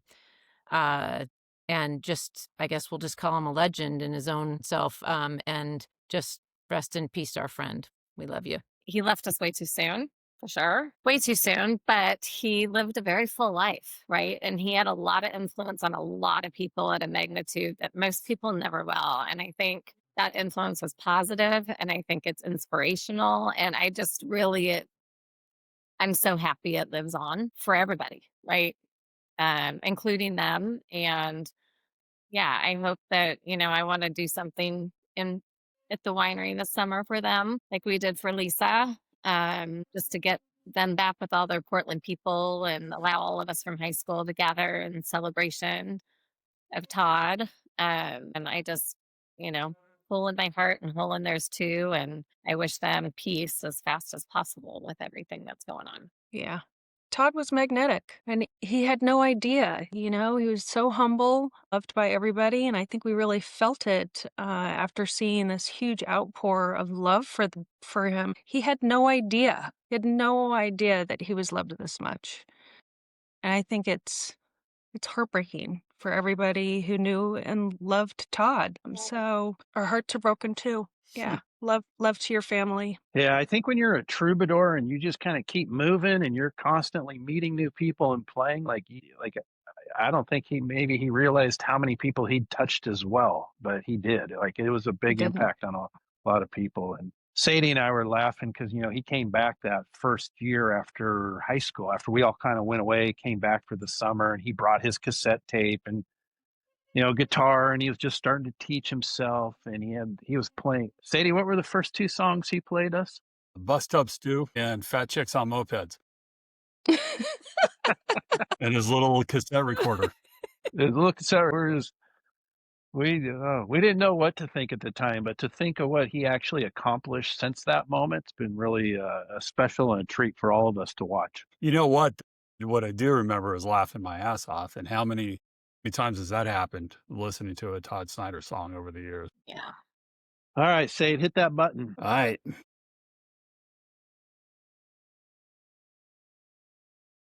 Oh my gosh, guys, this has been a lot of fun. All of us going to Beaverton, growing up with Todd. He obviously had a big influence in a lot of our lives. I mean, Tim, when you think of Todd, what's kind of the earliest memory you have of meeting with Todd? Wade made it. Wade made it. Yeah. Hi, Wade. Yeah. Who I got it. invited Brett Favre to this thing? I apologize about that. I think the earliest I remember, or earliest meeting Todd was, and I wonder if Brad will remember this, but it was in Raleigh Hills Little League, and we were 12 years old, and we were playing against Brad's team, and Todd was there at the game. I think he was on Odie's team, but he was there at the game, and I was up to bat, and Brad, who threw really, really hard and fast, drills me right in the knee, hits me in the knee, Sure. and I go down. And Todd or some kid from the side yells out, "Well, good, that'll take him out of the next game." And it was Todd. And I remember looking over and going, "Who the hell is this guy getting heckled?" And anyway, I was like, I kind of like that guy. I didn't know who he was, but that was kind of the first time I remember meeting him. And I didn't know if Brad had remembered nailing me with his fastball. I do remember that. I Yeah. felt bad. I'm sure you did. Didn't. But No, you didn't. yes, probably about when we were probably, like I said, Raleigh Hills Little League, 11th and when we were 11, 12 years old. Yeah, so Todd and I were on the same team. I mean, he grew up, as you guys know, basically across the street from me, but he was my little league catcher. And Yeah. we had a fun run our 12-year-old season, and in fact, I think we ended up playing Saty's team, Shiloh, in the championship. And but yeah, I remember, I'll never forget, like in that game, Todd and I were like big fans of the Pittsburgh Pirates. Remember, those were the days when like Willie Stargell came to town and Dave We are Parker. family. with Yeah, the the We hats. Are Family. Yeah, those days. And like in the first inning, I threw a sidearm pitch in that game, and Todd walks out to the mound and he goes, "What was that?" And I go, "That's my Kent to Colby." And remember, he was the sidearm pitcher, and he's like, "Well, whatever that shit is, keep doing it." And but that was kind of little league days. Definitely was some first memories. How about you, Chris? What was your first? I've got a great one. I played 1 year of baseball, and I was the worst baseball player ever in the Raleigh Hills Little League. And I think it was 1975. Todd and I were on the same team, and we were playing for Handyman. And it was my first year of playing. I don't think I got one hit, but the one thing I do remember, we were playing a game at the Raleigh Hills, one of the Raleigh Hills fields, the very east field. And I just remember Todd getting absolutely shelled in this game. He was pitching. I remember him walking off in tears, crying. And I was like, God, at least somebody else is crying around here, because I cried all the time playing baseball. Chris, I can't believe you were bad at baseball. I was no so chance. bad. I couldn't hit a No ball to move. chance. I was Yeah. scared. I played scared, Wade. I didn't have that killer instinct. Teri, hello. Yeah. Hey, Wade. Yeah. How are you? Good. If you'd have been on Good, time, good. Wade, Wade, you need Well, to. I'm You need, late. Yeah. you need to listen to the rules. Wade, when did you first meet Todd? So it'd be called Pop Warner football. Yeah, no question. He was. I think he wanted to be Jack Lambert, Yes, he did. number 58. He was number 58, and he wore the coolest armbands. And I mean, you wouldn't want to run up the middle with Todd standing there, because he just looked like he'd kill you.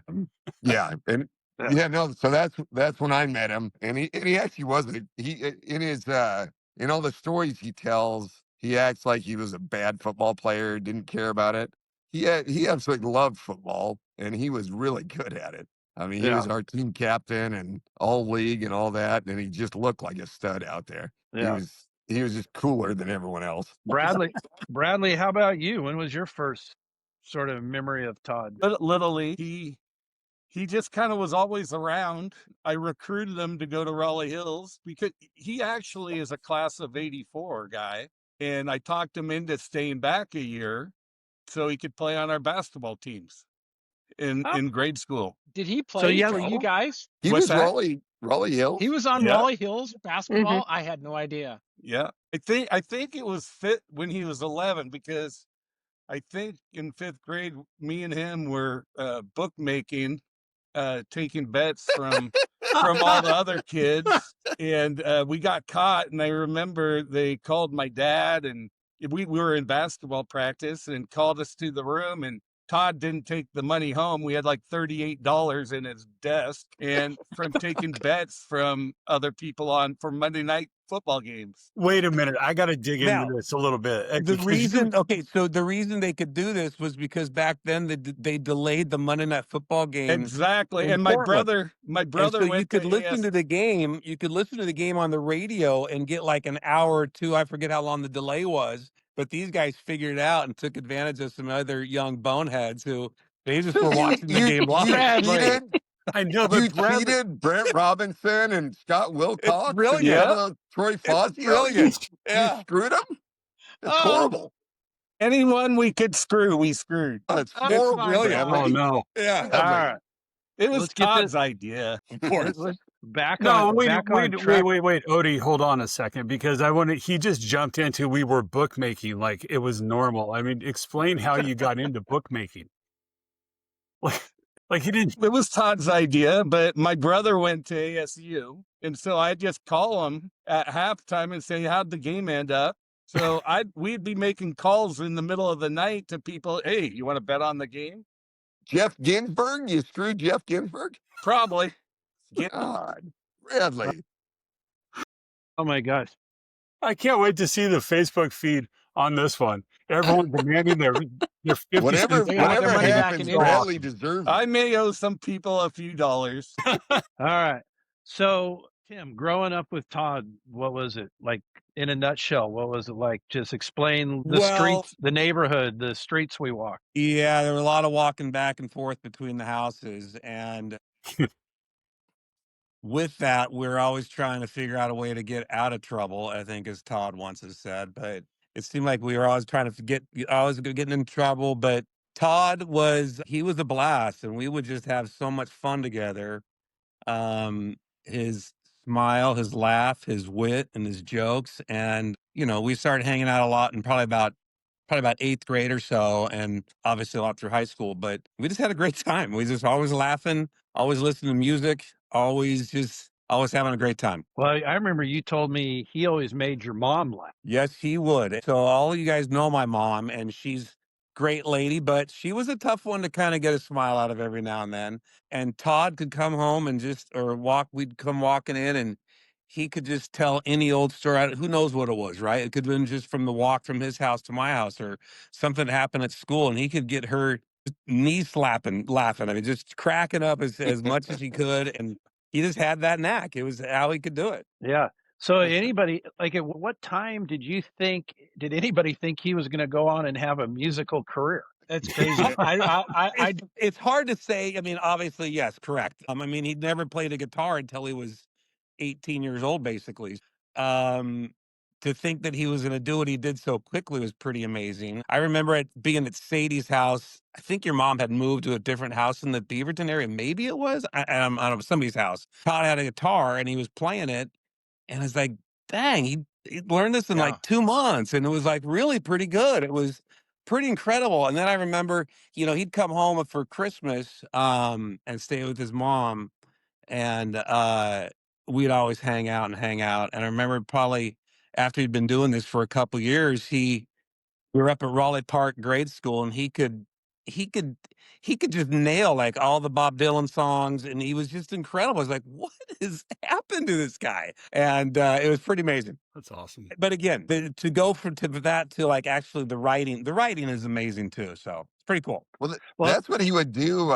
We'd be at Sadie's house, and you would give him something, and he'd write like just this hilarious thing that we thought was just hilarious for us. Yeah. But it was just off the cuff, and you could tell he was just a genius about it. I mean, we'd be dying laughing, and he turned that into a career. Yeah, which and is he was pretty amazing. obviously he was amazing. Like just taking a song that might be on the radio and changing the words a little bit Yeah. to fit exactly what was going on during that time. And it's just, yeah, he was incredible. He had the Mike Saty, the one man slam dunk show, or whatever that one was. Saty, remember that one?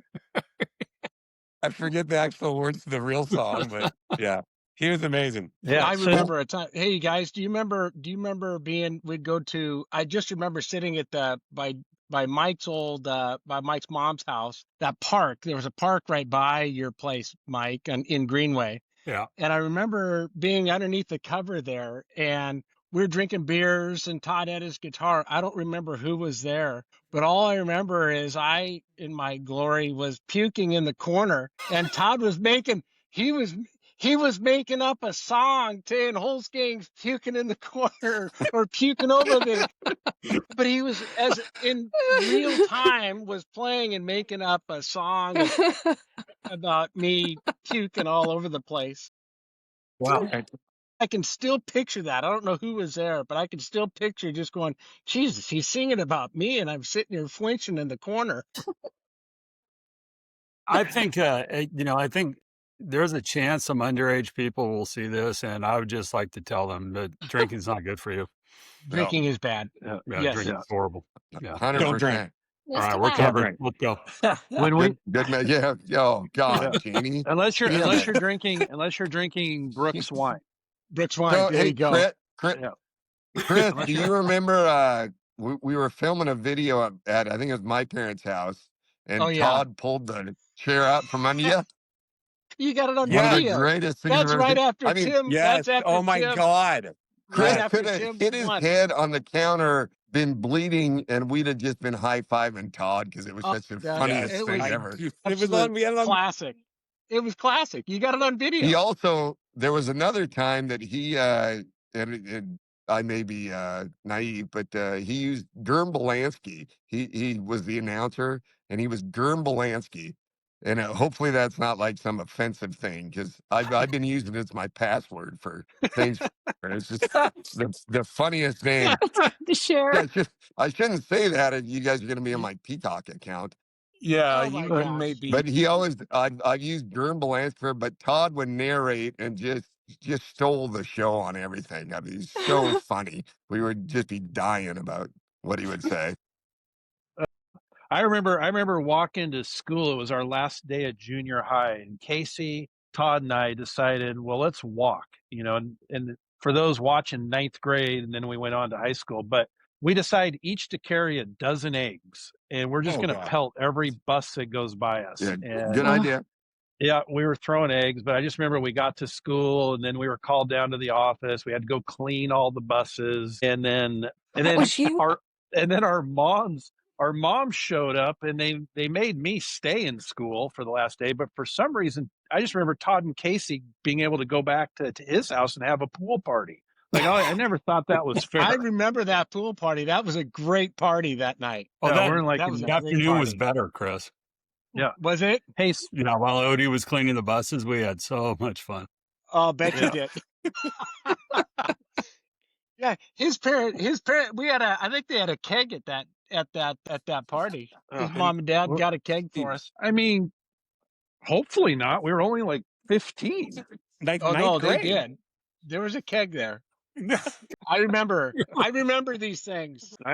Hey, Tim, speaking of beer, you were on an infamous beer run. Maybe this is the origin of the story beer run. I'm sure Todd's, there's a different origin, but for us, It we could be. obviously we did a lot of beers. This could be the origin, but tell us that story real quick. There was, as I mentioned earlier, Todd would come home a lot Hey, every wait, year. In the Tim, wait, before you Yes, tell yes. this story, let me tell a quick story because it kind of is Go right ahead. influential, and then I think it'll kind of paint a picture here. So before this happened, I'm at home one afternoon after school, and Todd comes walking through the door, maybe 2:33 in the afternoon, and he's got a stack of like $1 bills, and he's like counting them off. And I just kind of watch him walk by and go sit down, and he's still counting his money. And maybe 10 minutes later, there's a knock at the door. And so I go open the door, and it's the Beaverton police. And I just say, hold on a second, Todd, it's for you. And what had happened was that him and Pat Fujiwara, because Pat had that Jeep. Remember that Jeep that Pat had? And so they drove by one of the bottle recycling trucks and grabbed a bag off of it and then took it to another store and got all the deposits back. And apparently you can't do that. Yeah. I wonder how he got caught. Well, I don't know, but the manhunt, it literally lasted like 45 minutes before they found him.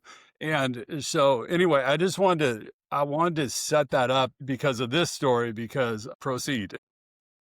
Well, again, it was one of those mid '80s post high school, in between college, when Todd had moved down to Texas, but he'd come home at Christmas to spend the week with his mom, and we'd always be going out and getting in trouble. And again, I don't remember, for some reason. So I'm driving the car, and for some reason, I think there's a third person in the car, and I'm wondering if somebody on this phone might remember it. But so anyway, we're trying to get some beer and trying to figure out what to do and whatnot, and we're probably, I'm guessing, 19 or 20 years old. So we come up with a plan. I don't exactly remember the exact details of the plan, but we come up with a plan that Todd's going to walk into the Plaid Pantry, the one right across the street from Burgerville, still there today.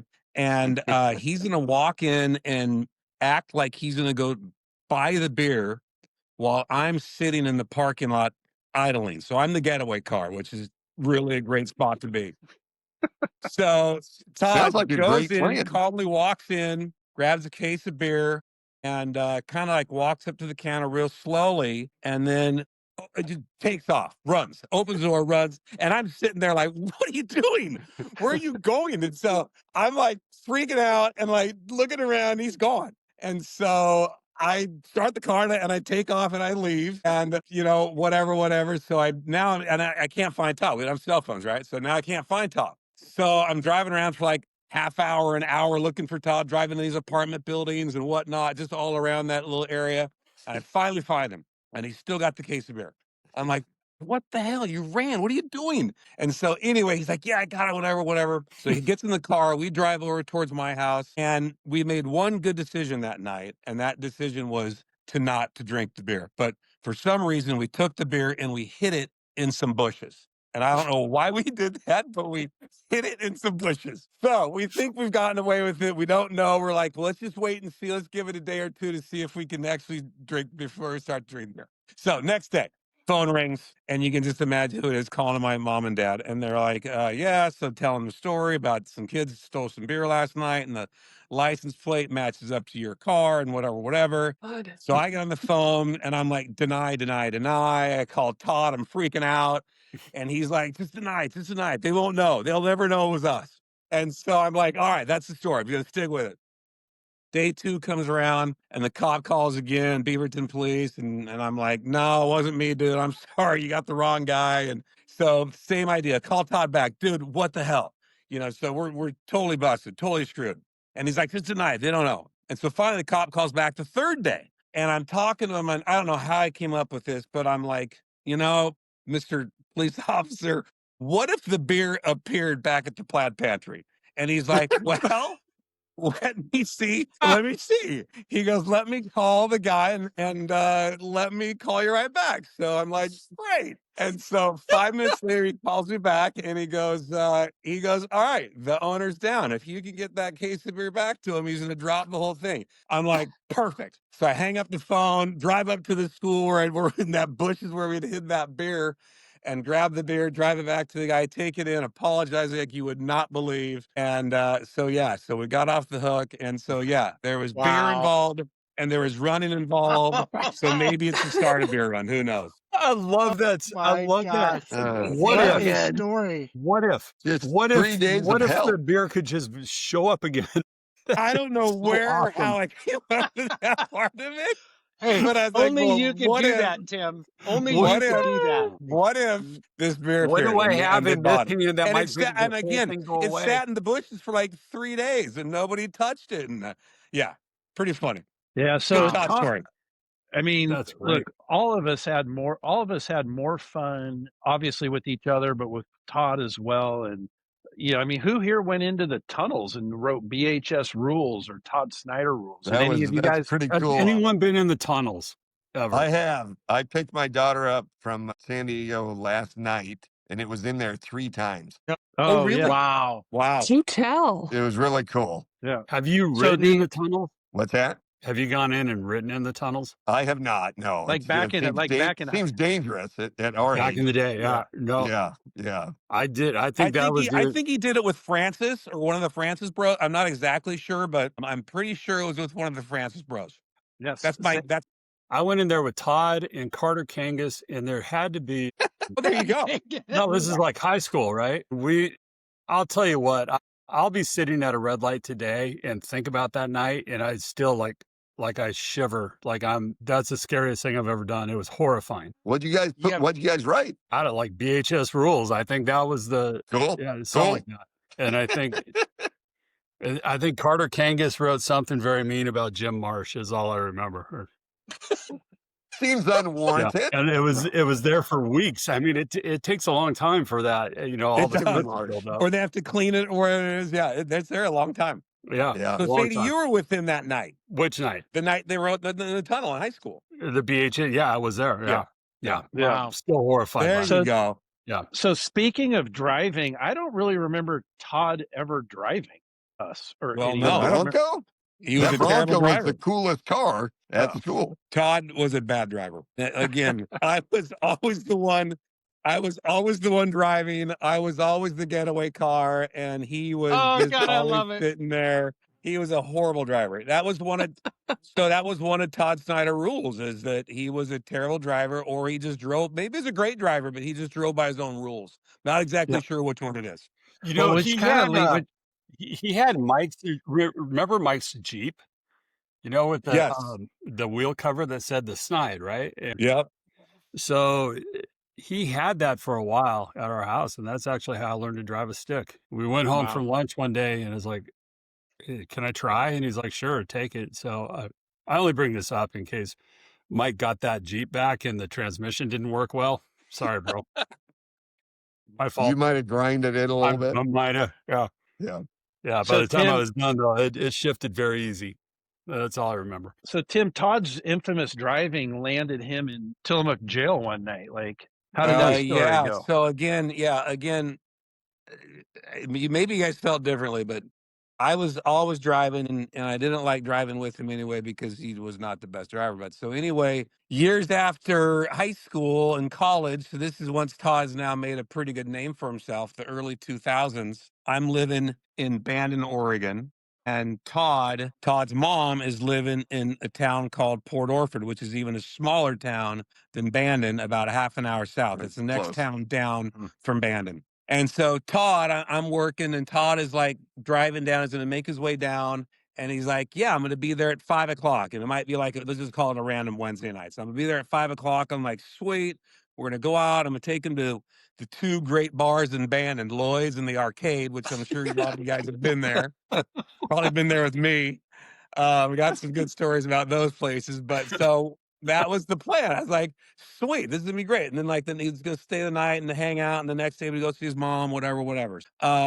It's like 5 o'clock, no Todd. It's like 6 o'clock, no Todd, whatever. I'm like, dang, I'm talking to Joel. I'm like, what the hell's going on? And so 8 o'clock rolls around, like, well, he did something. It's not the first time that he's not showing up. Something's happened. So finally, like, get up the next day, go to work, get a call from Todd. He's like, dude, you're not gonna believe what happened. I'm like, well, whatever. Where are you? He's like, I'm making my way down now. I'll be there at 5 o'clock. I'm like, great. So he gets down there at 5 o'clock that afternoon. We hang out. We actually go down and see his mom and stuff like that. And I'm like, so what the hell happened to you? Why didn't you get here last night? He said, well, I was driving. He took the long route. He took the whole way down 101. So he's driving through Tillamook. And he said he was going past the construction zone. And the guy's out there, and he said he was going a little bit too fast. And the guy started waving his flag, and he's waving his flag to stop. And Todd just boogied right past him. And as he boogied past him, he rolled down his window and he flipped him off. Like, what the hell, Todd? And As you so do. anyway, he said 10 minutes later down the road, he gets pulled over by the cops and gets thrown in the slammer for the night. He probably had no ID, no insurance, anything like that. Oh, And my. so, like I said, so we've eventually got down there, but that's the song, Tillamook County Jail. So just listen to My it. gosh. That is it. That's Wow. awesome. That's great. Yeah. That's awesome. Pretty So funny. so you guys probably like all of us, we've been watching all the tributes and stories, and I think what stands out for me is just literally how many lives he touched all over the country, right? Like, he inspired people. He obviously did all that stuff, but like, what's has stood out for you guys since his unfortunate passing, like in terms of the tributes and stories? Are there any that kind of jumped out for you? Somebody want to take this one? He I'll was take it. always smiling. Bradley? The best thing about Todd, he was always smiling. He could make you smile. He was a great guy. And unfortunately, when we get older, I probably haven't seen Todd in 20 years, but you still just remember the good times you had with him. Yeah, for Yeah, sure. I remember him as an unbelievably loyal friend. I wasn't real close to Todd, but you guys were. But he was unbelievably loyal. Well, Nope. I guess Bad internet. I knew that would happen with Holes Gang. Just a Mic matter of drop. time. He was. Odie, I will say, Eddie, here's one thing that's blown me away is I think, kind of like we're talking about, all our memories of him are kind of anchored in our youth, right? And so over the past 40 years, we've all been out doing our thing, and he has been too. What has absolutely blown me away is the magnitude of who he was, and everybody that noticed and everybody that appreciated it and everything. I mean, it's like, wow. I mean, this is our friend, and he was something else. he was Yeah. he was honestly just the coolest guy ever. I mean, if there's a cooler guy that ever went to Beaverton, I'd love to meet that guy. You know, in the early 20,000 or whatever, 1950s. I don't think there was a cooler guy that went to Beaverton. I mean, he was just You don't think so. you knew not the entire history of the high school? Maybe Holstang, I doubt it, but Now, come on. yeah, no, that's what I remember is just how cool he was. I mean, it was just fun to be around the guy That's awesome. yeah, just Yeah. Sharon shared a story with us about when Todd was living with Saty and he got a really good report card and she put it up on the fridge and he was so excited to get that report card up there. So beyond just being cool, I mean, how would you sort of describe Todd as a student? horrible student. Not Smart a as good can one. be, but didn't care one bit about school. But you could tell he was. I mean, think of what he writes. I mean, he's so smart. Yeah, I'm But sure he his got an A school in writing. school wasn't that big a deal to him. It was Yeah. not. No. No. Hard to believe it only lasted a couple months at his when he went to the Santa Rosa JC? Junior College. Yeah, the Santa Rosa JC. Santa Rosa. That's yeah. Well, Tim, I heard a story about Joelle, your wife, who shared the story of Cookie Day at the S Steps. Like sum that one up. Yeah. So this is how, as you know, you guys all lived in the same neighborhood there, and one of the days that you guys were waiting at the bus stop out front of Joelle's house, and Joelle's mom, who's everybody knows too, is the nicest lady in the world. So she comes out and she says to like Joelle and Eric, "Hey, why don't you guys just stay home today and we'll make cookies. We'll have a great day and we'll have a fun day making cookies." And they're like, "No, Mom, we really got to go to school. We got to go to school, whatever." And Todd raises his hand and goes, I'll stay with you, Joanne. Let me stay and make cookies." So yeah, so not the best student probably, but he did enough to get by. So there you go. But he Well- could have been the best student. Oh, of course he could have. He's just He smart. could have been. He was Smart really as hell. smart. Smart as a whip. yeah. Well, and I think he locked in on what he really wanted, and then he went and There you learned. go. What I think is really impressive about Todd is he was like a guided missile. Once he locked in on his target of who he wanted to become, I mean, he studied like a pro, and he chased professionals all over this country learning the craft, and Yeah.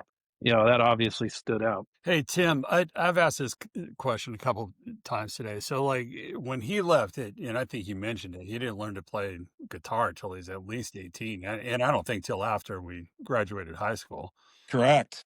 And then it wasn't that much longer till, well, then we talk about he comes home for Christmas break a year or two later and he's singing into a cassette and it's kind of funny.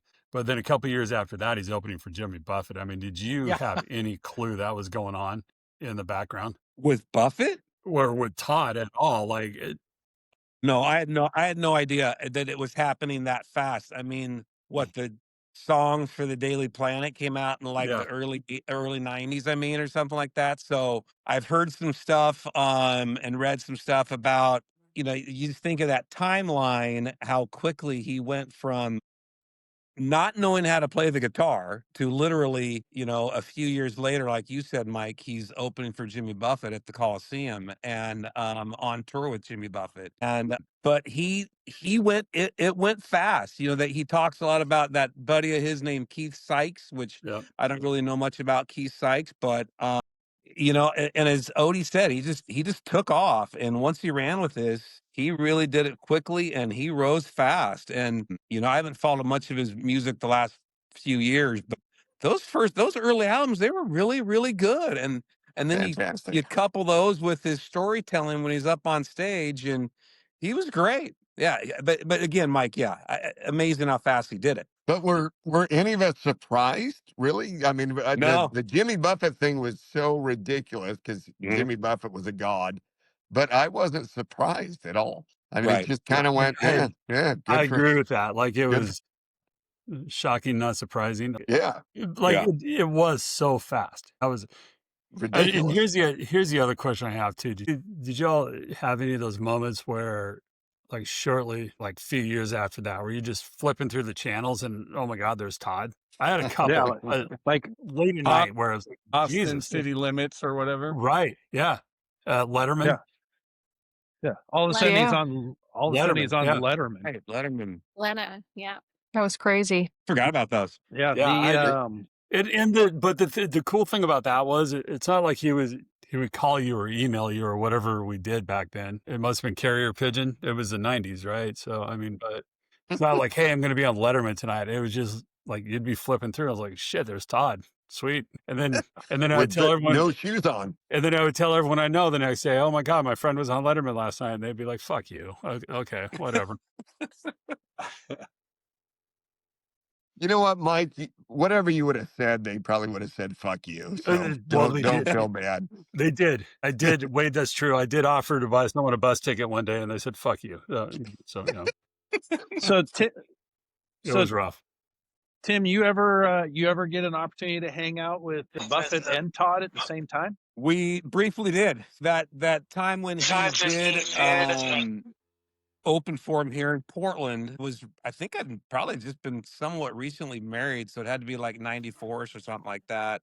So Todd, we were on the phone. He's like, "Yeah, I'm like, hey, let's spend the day together. Let's figure it all out." So he came and picked me up at my little apartment in a limo. So me and Todd rode around all day, cruising around Portland in a limo, and then went to the Coliseum. And then I hung out backstage with Todd and the guy, that Jimmy Buffett's harmonica player, Jimmy Fingers Taylor is the guy's name.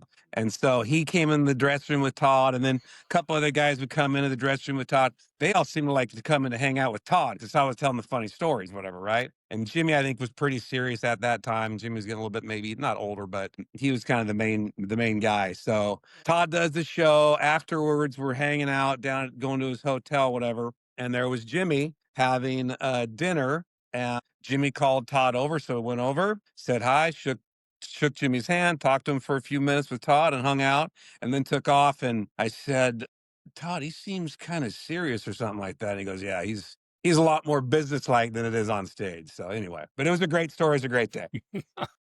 That's awesome. What other sort of stories are we missing here? There's a million of them. There are. There are. What if you could say thank you to Todd, what would you thank him for? A tough one. You should have prepped us with these questions, Odie. Well, Well, and should have given us a half hour before There's- having to sign in Jeez. too. There's The whole I thing's would- been a mess.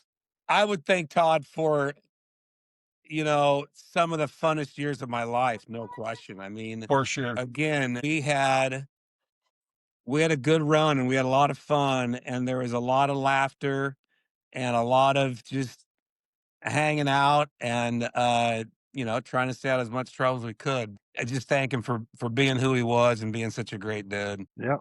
But what I'd say, I kind of echo what Tim said. I mean, just I thank him for just being you and being part of our lives. And I will tell you, I shit you not.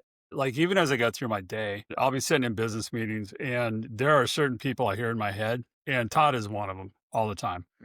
And especially when it's time to be like, all right, we need to push back a little bit right here. I hear Todd, and that comes out, and I think it's working out. So I would thank him for that. Cool. Yeah.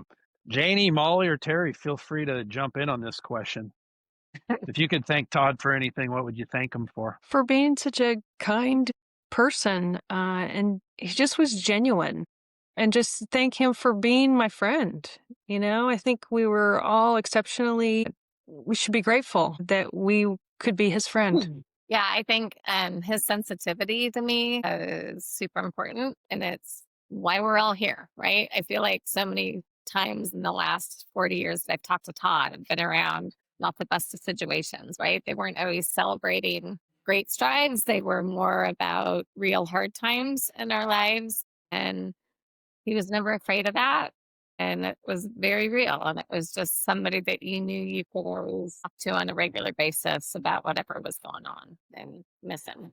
Yeah, and I was telling the gals earlier that I'm very thankful that he allowed a lot of us just to be ourselves, and he's just himself. He was just himself, and he was just real, and he got us into trouble a lot, but it was a blast doing it. Only if And yet, only if you got caught. if we got caught, yeah. But I mean, seriously, it was he was always such just an authentic guy. funny and allowed us to all just kind of be ourselves and have fun versus taking life too seriously and always following all the rules. Yeah, Love it. I think that's you're right on the mark there. Talking about taking life too seriously, I need a little bit of help and not being so stiff. And Todd, we could definitely have some fun with Todd.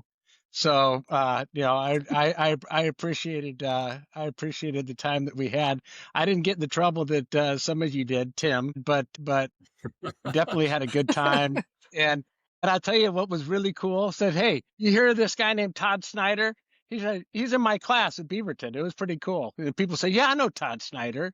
And I always thought that was kind of cool that somebody in our class really stood out and did it his own way, and it was really, really kind of cool to see. So proud of Todd. That's pretty dang good. I have a couple guys that idolize him. Never met him, but just his music, just absolutely idolize him. And the fact that I knew him, they always call me when he's coming or when he was coming to something. And yeah, he was great. I mean, obviously friends and all that, but one of the cool things about Todd, I'll go back to football, and I know you guys, this group was very soft. No one played football, but he was kind of he held the whole team up in football. I would think people would not know that. He was such a leader in football that, I mean, if he said to do something, you did it. He was that kind of leader. He's a little slow of foot for a linebacker, but he as a leader, it was unbelievable. Yeah, no, the guy was so good. You slammed this group, but I know Odie played football. Odie did not. No, Flag I football, only the ninth grade year at Whitford, and I told a Oh, is that story it? I earlier thought you about played. Odie could only run one play, dogwood. And if it wasn't Dogwood. dogwood, then he lost interest. Just go. Well, Molly had to go. He was our Powder Puff coach. Yeah, I had a Oh, story that's awesome. last with the gals about powder puff. You guys will see the story, Yeah. That's awesome. or you can share it real quick, Molly. Why not record it twice? It might be It better was the actually second time. pretty entertaining, but we all got out there, and I was the gals will remember that we ended up Todd wanted us to have the black paint underneath our eyes because of course that deflects light apparently, which we know in football, but it was more to make us look tough and intimidating to the other teams. Jack Lambert. Right. And but the biggest thing was that I tell the story to this day and people just laugh and my mom rolls her eyes, but it's what he ended up giving us chew because he thought that was the best thing to do. And he said, I'm going to toughen you guys up and we're going to try this chew. Don't worry. Because, you always did that, right? You never knew Tim without it. And Todd. And so it was one of those things where he gave it to us and he didn't tell us how much. And so I think we overdosed on that. And so I think it was maybe 30 to 60 seconds where all of a sudden we were just all flat on the ground because that didn't work out so well. So practice was over very quickly. And God damn it, I was running the offense. That was I the remember problem. that. That's why we lost right there. Oh, that's Jesus. awesome. yeah, well, I'm still frustrated with your guys' performance. We lost. we just didn't. We didn't. It starts with What a leadership wide there, receiver. Hey, Hey, Todd, Oh, it starts I with thought we leadership. thrived. I loved being a wide Poor receiver leadership. until I took the chew and flat on my back, but whatever. Yeah. Well, if I had I- to say thank I you think to it's Hunt's Todd, fault. it'd obviously be for all the laughs and the fun and all the stories. But yeah, to also thank him for just what he did for so many people. I think it's so cool. Yeah, Yeah. I agree. All right. Any other stories? Anybody's itching to get out there? Hit the button, Saty. yeah.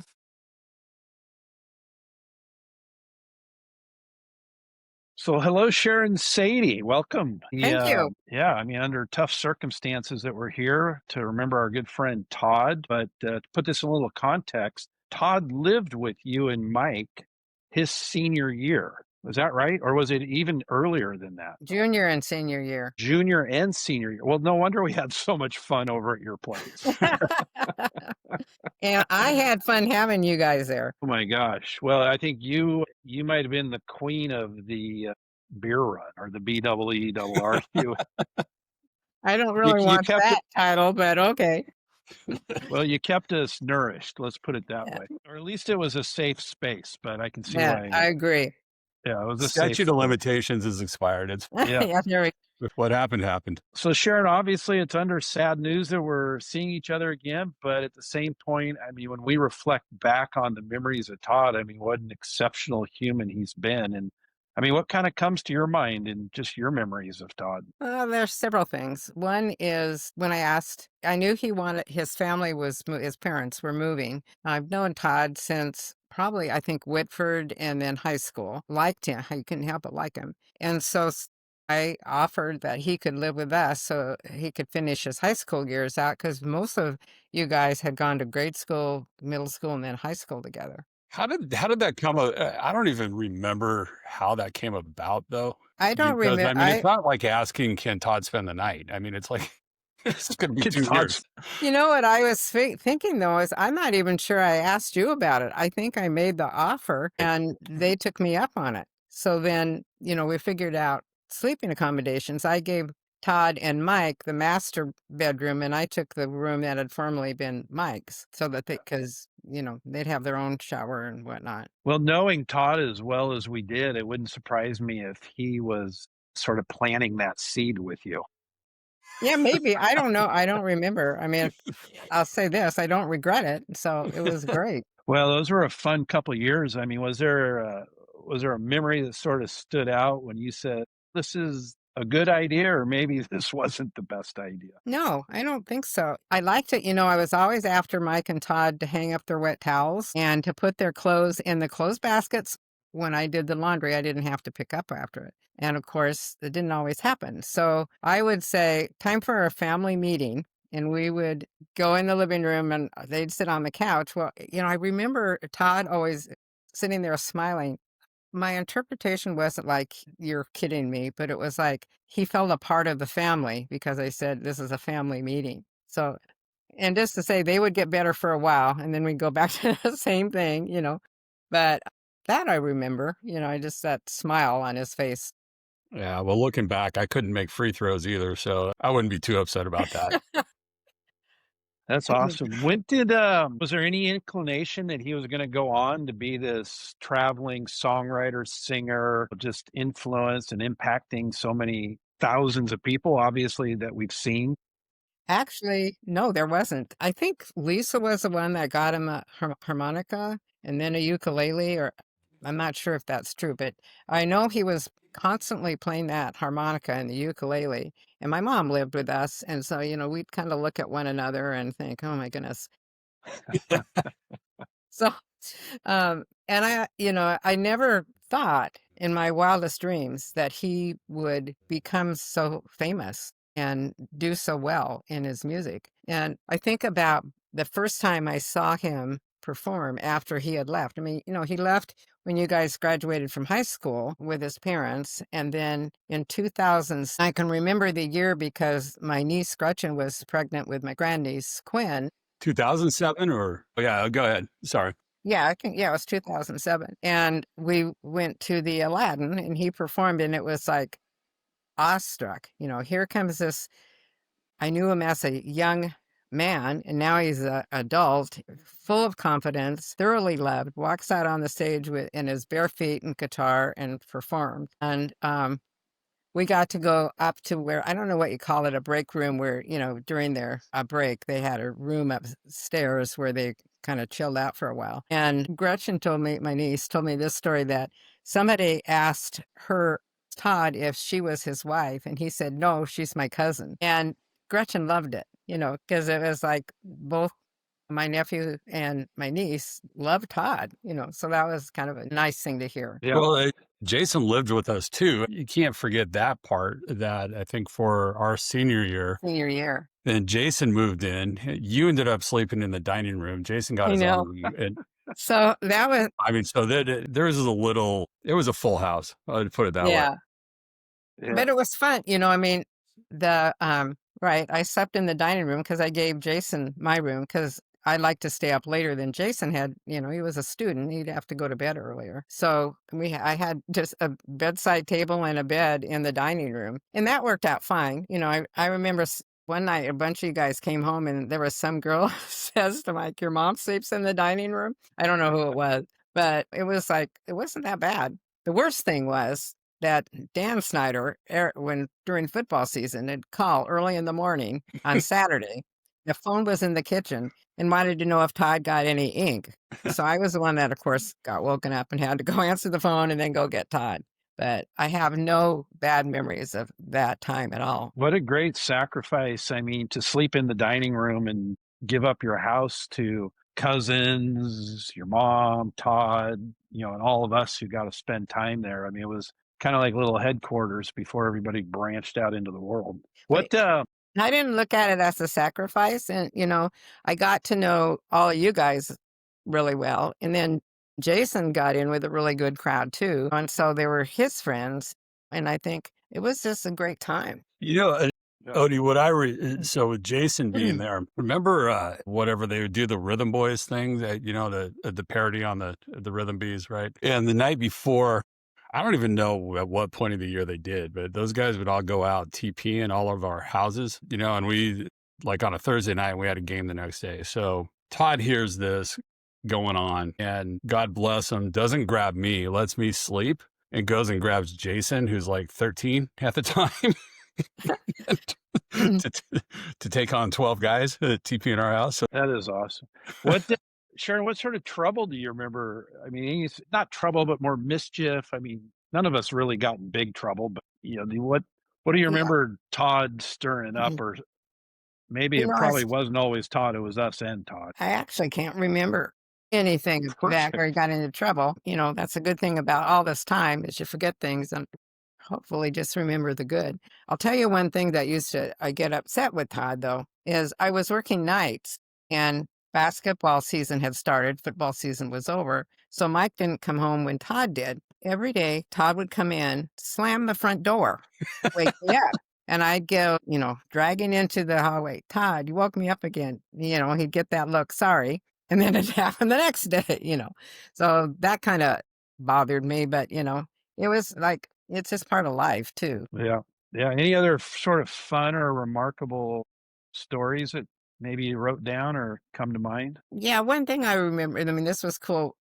Mike was always a good student. And so Todd got a report card that was really good. And I put it on the refrigerator, and Brad Gamby was over there, and he's standing there looking, and he says, "Boy, that Mike is smart." And I said, that's Todd's report card. And, and Todd was pleased, as punch, that he got his card on the refrigerator. Yeah, I'm not sure the rest of us would describe any of us as really good students, but every once in a while we did get a good report card.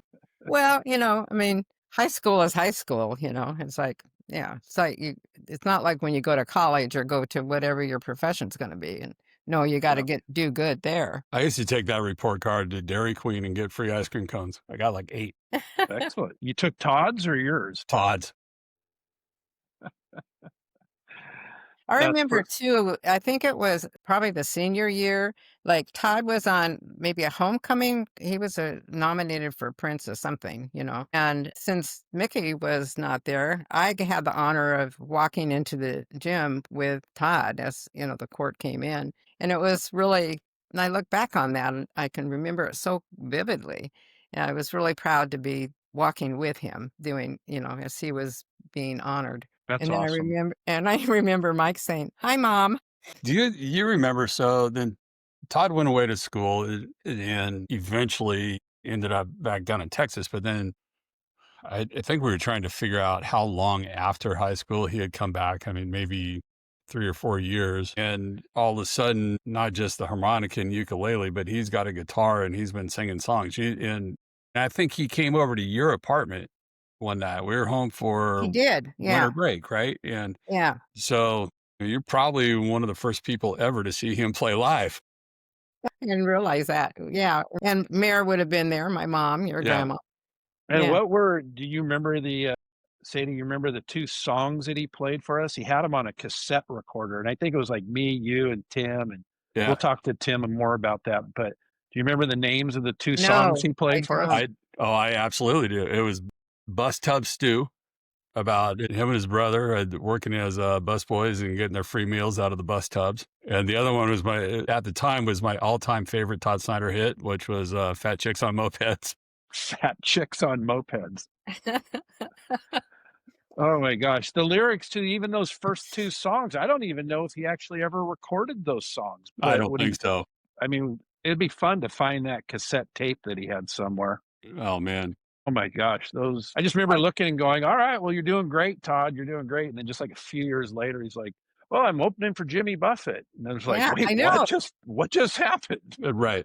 It does. It seems like it happened that quick. I mean, I think listen to that cassette tape, I mean, what I remember was one, just laughing my ass off because they were funny. And I mean, that was always a trait of his, is to make people laugh. But the other thing, walking away going, hey, you know what? I don't know if this is it exactly, but he's onto something here, Yeah. And it wasn't much longer after that where the world found out, I think. Yeah, Well, I mean, we were all high school kids listening to whatever popular music was, and Todd Yeah. was already carving his own path. Yeah. I look at Todd always had a certain charisma about him. He kind of walked into a room and lit it up, So when he made it big, it was not surprising, but it was in one respect because he was Todd. But the other part was, here he is, he had a dream and he pursued it and made it happen. And it Yeah. felt wonderful to hear that and see it. Like you said, opening for Jimmy Buffett and performing with Chris Christopherson and it was incredible. Well, Yeah. and that inspired me to sell advertising my entire fucking life. So, good for him. Oh, that's awesome. Any sort of last stories or thoughts? No, I'm just looking at notes. No, I think so. I think I've kept up on the daily postings of Todd on social media, and I just smile. Part of Yeah. me wants to shed a tear, but the other part smiles that he achieved what he wanted to. And Yeah. it Yeah, sucks. that totally he- agree. I mean, a lot of crying and smiling at the same time. Yeah, yeah, yeah. It sucks that he was taken so young, but he accomplished a lot in his life. And to read the things that people from all over this country have to say about him is incredible. I've never seen anything like that. It Yeah. is so rewarding to know. And I think, well, I used to fold his underwear, or I used to wash his jeans and hang them up, Yeah, not many of his fans can say that. That is. Yeah. Yeah, no. And, I was like, my mom was alive, she felt the same way, Yeah. she loved Todd, So, and same with my nephew, Jason, and my niece, Gretchen, they just thought it was great, So, he will be missed. That is for sure. He is missed. It is missed, yes. I agree. Well, thanks for joining us. Well, Thanks think for you got- including me. Yeah. I think, Sadie, are you cutting this here? Yeah.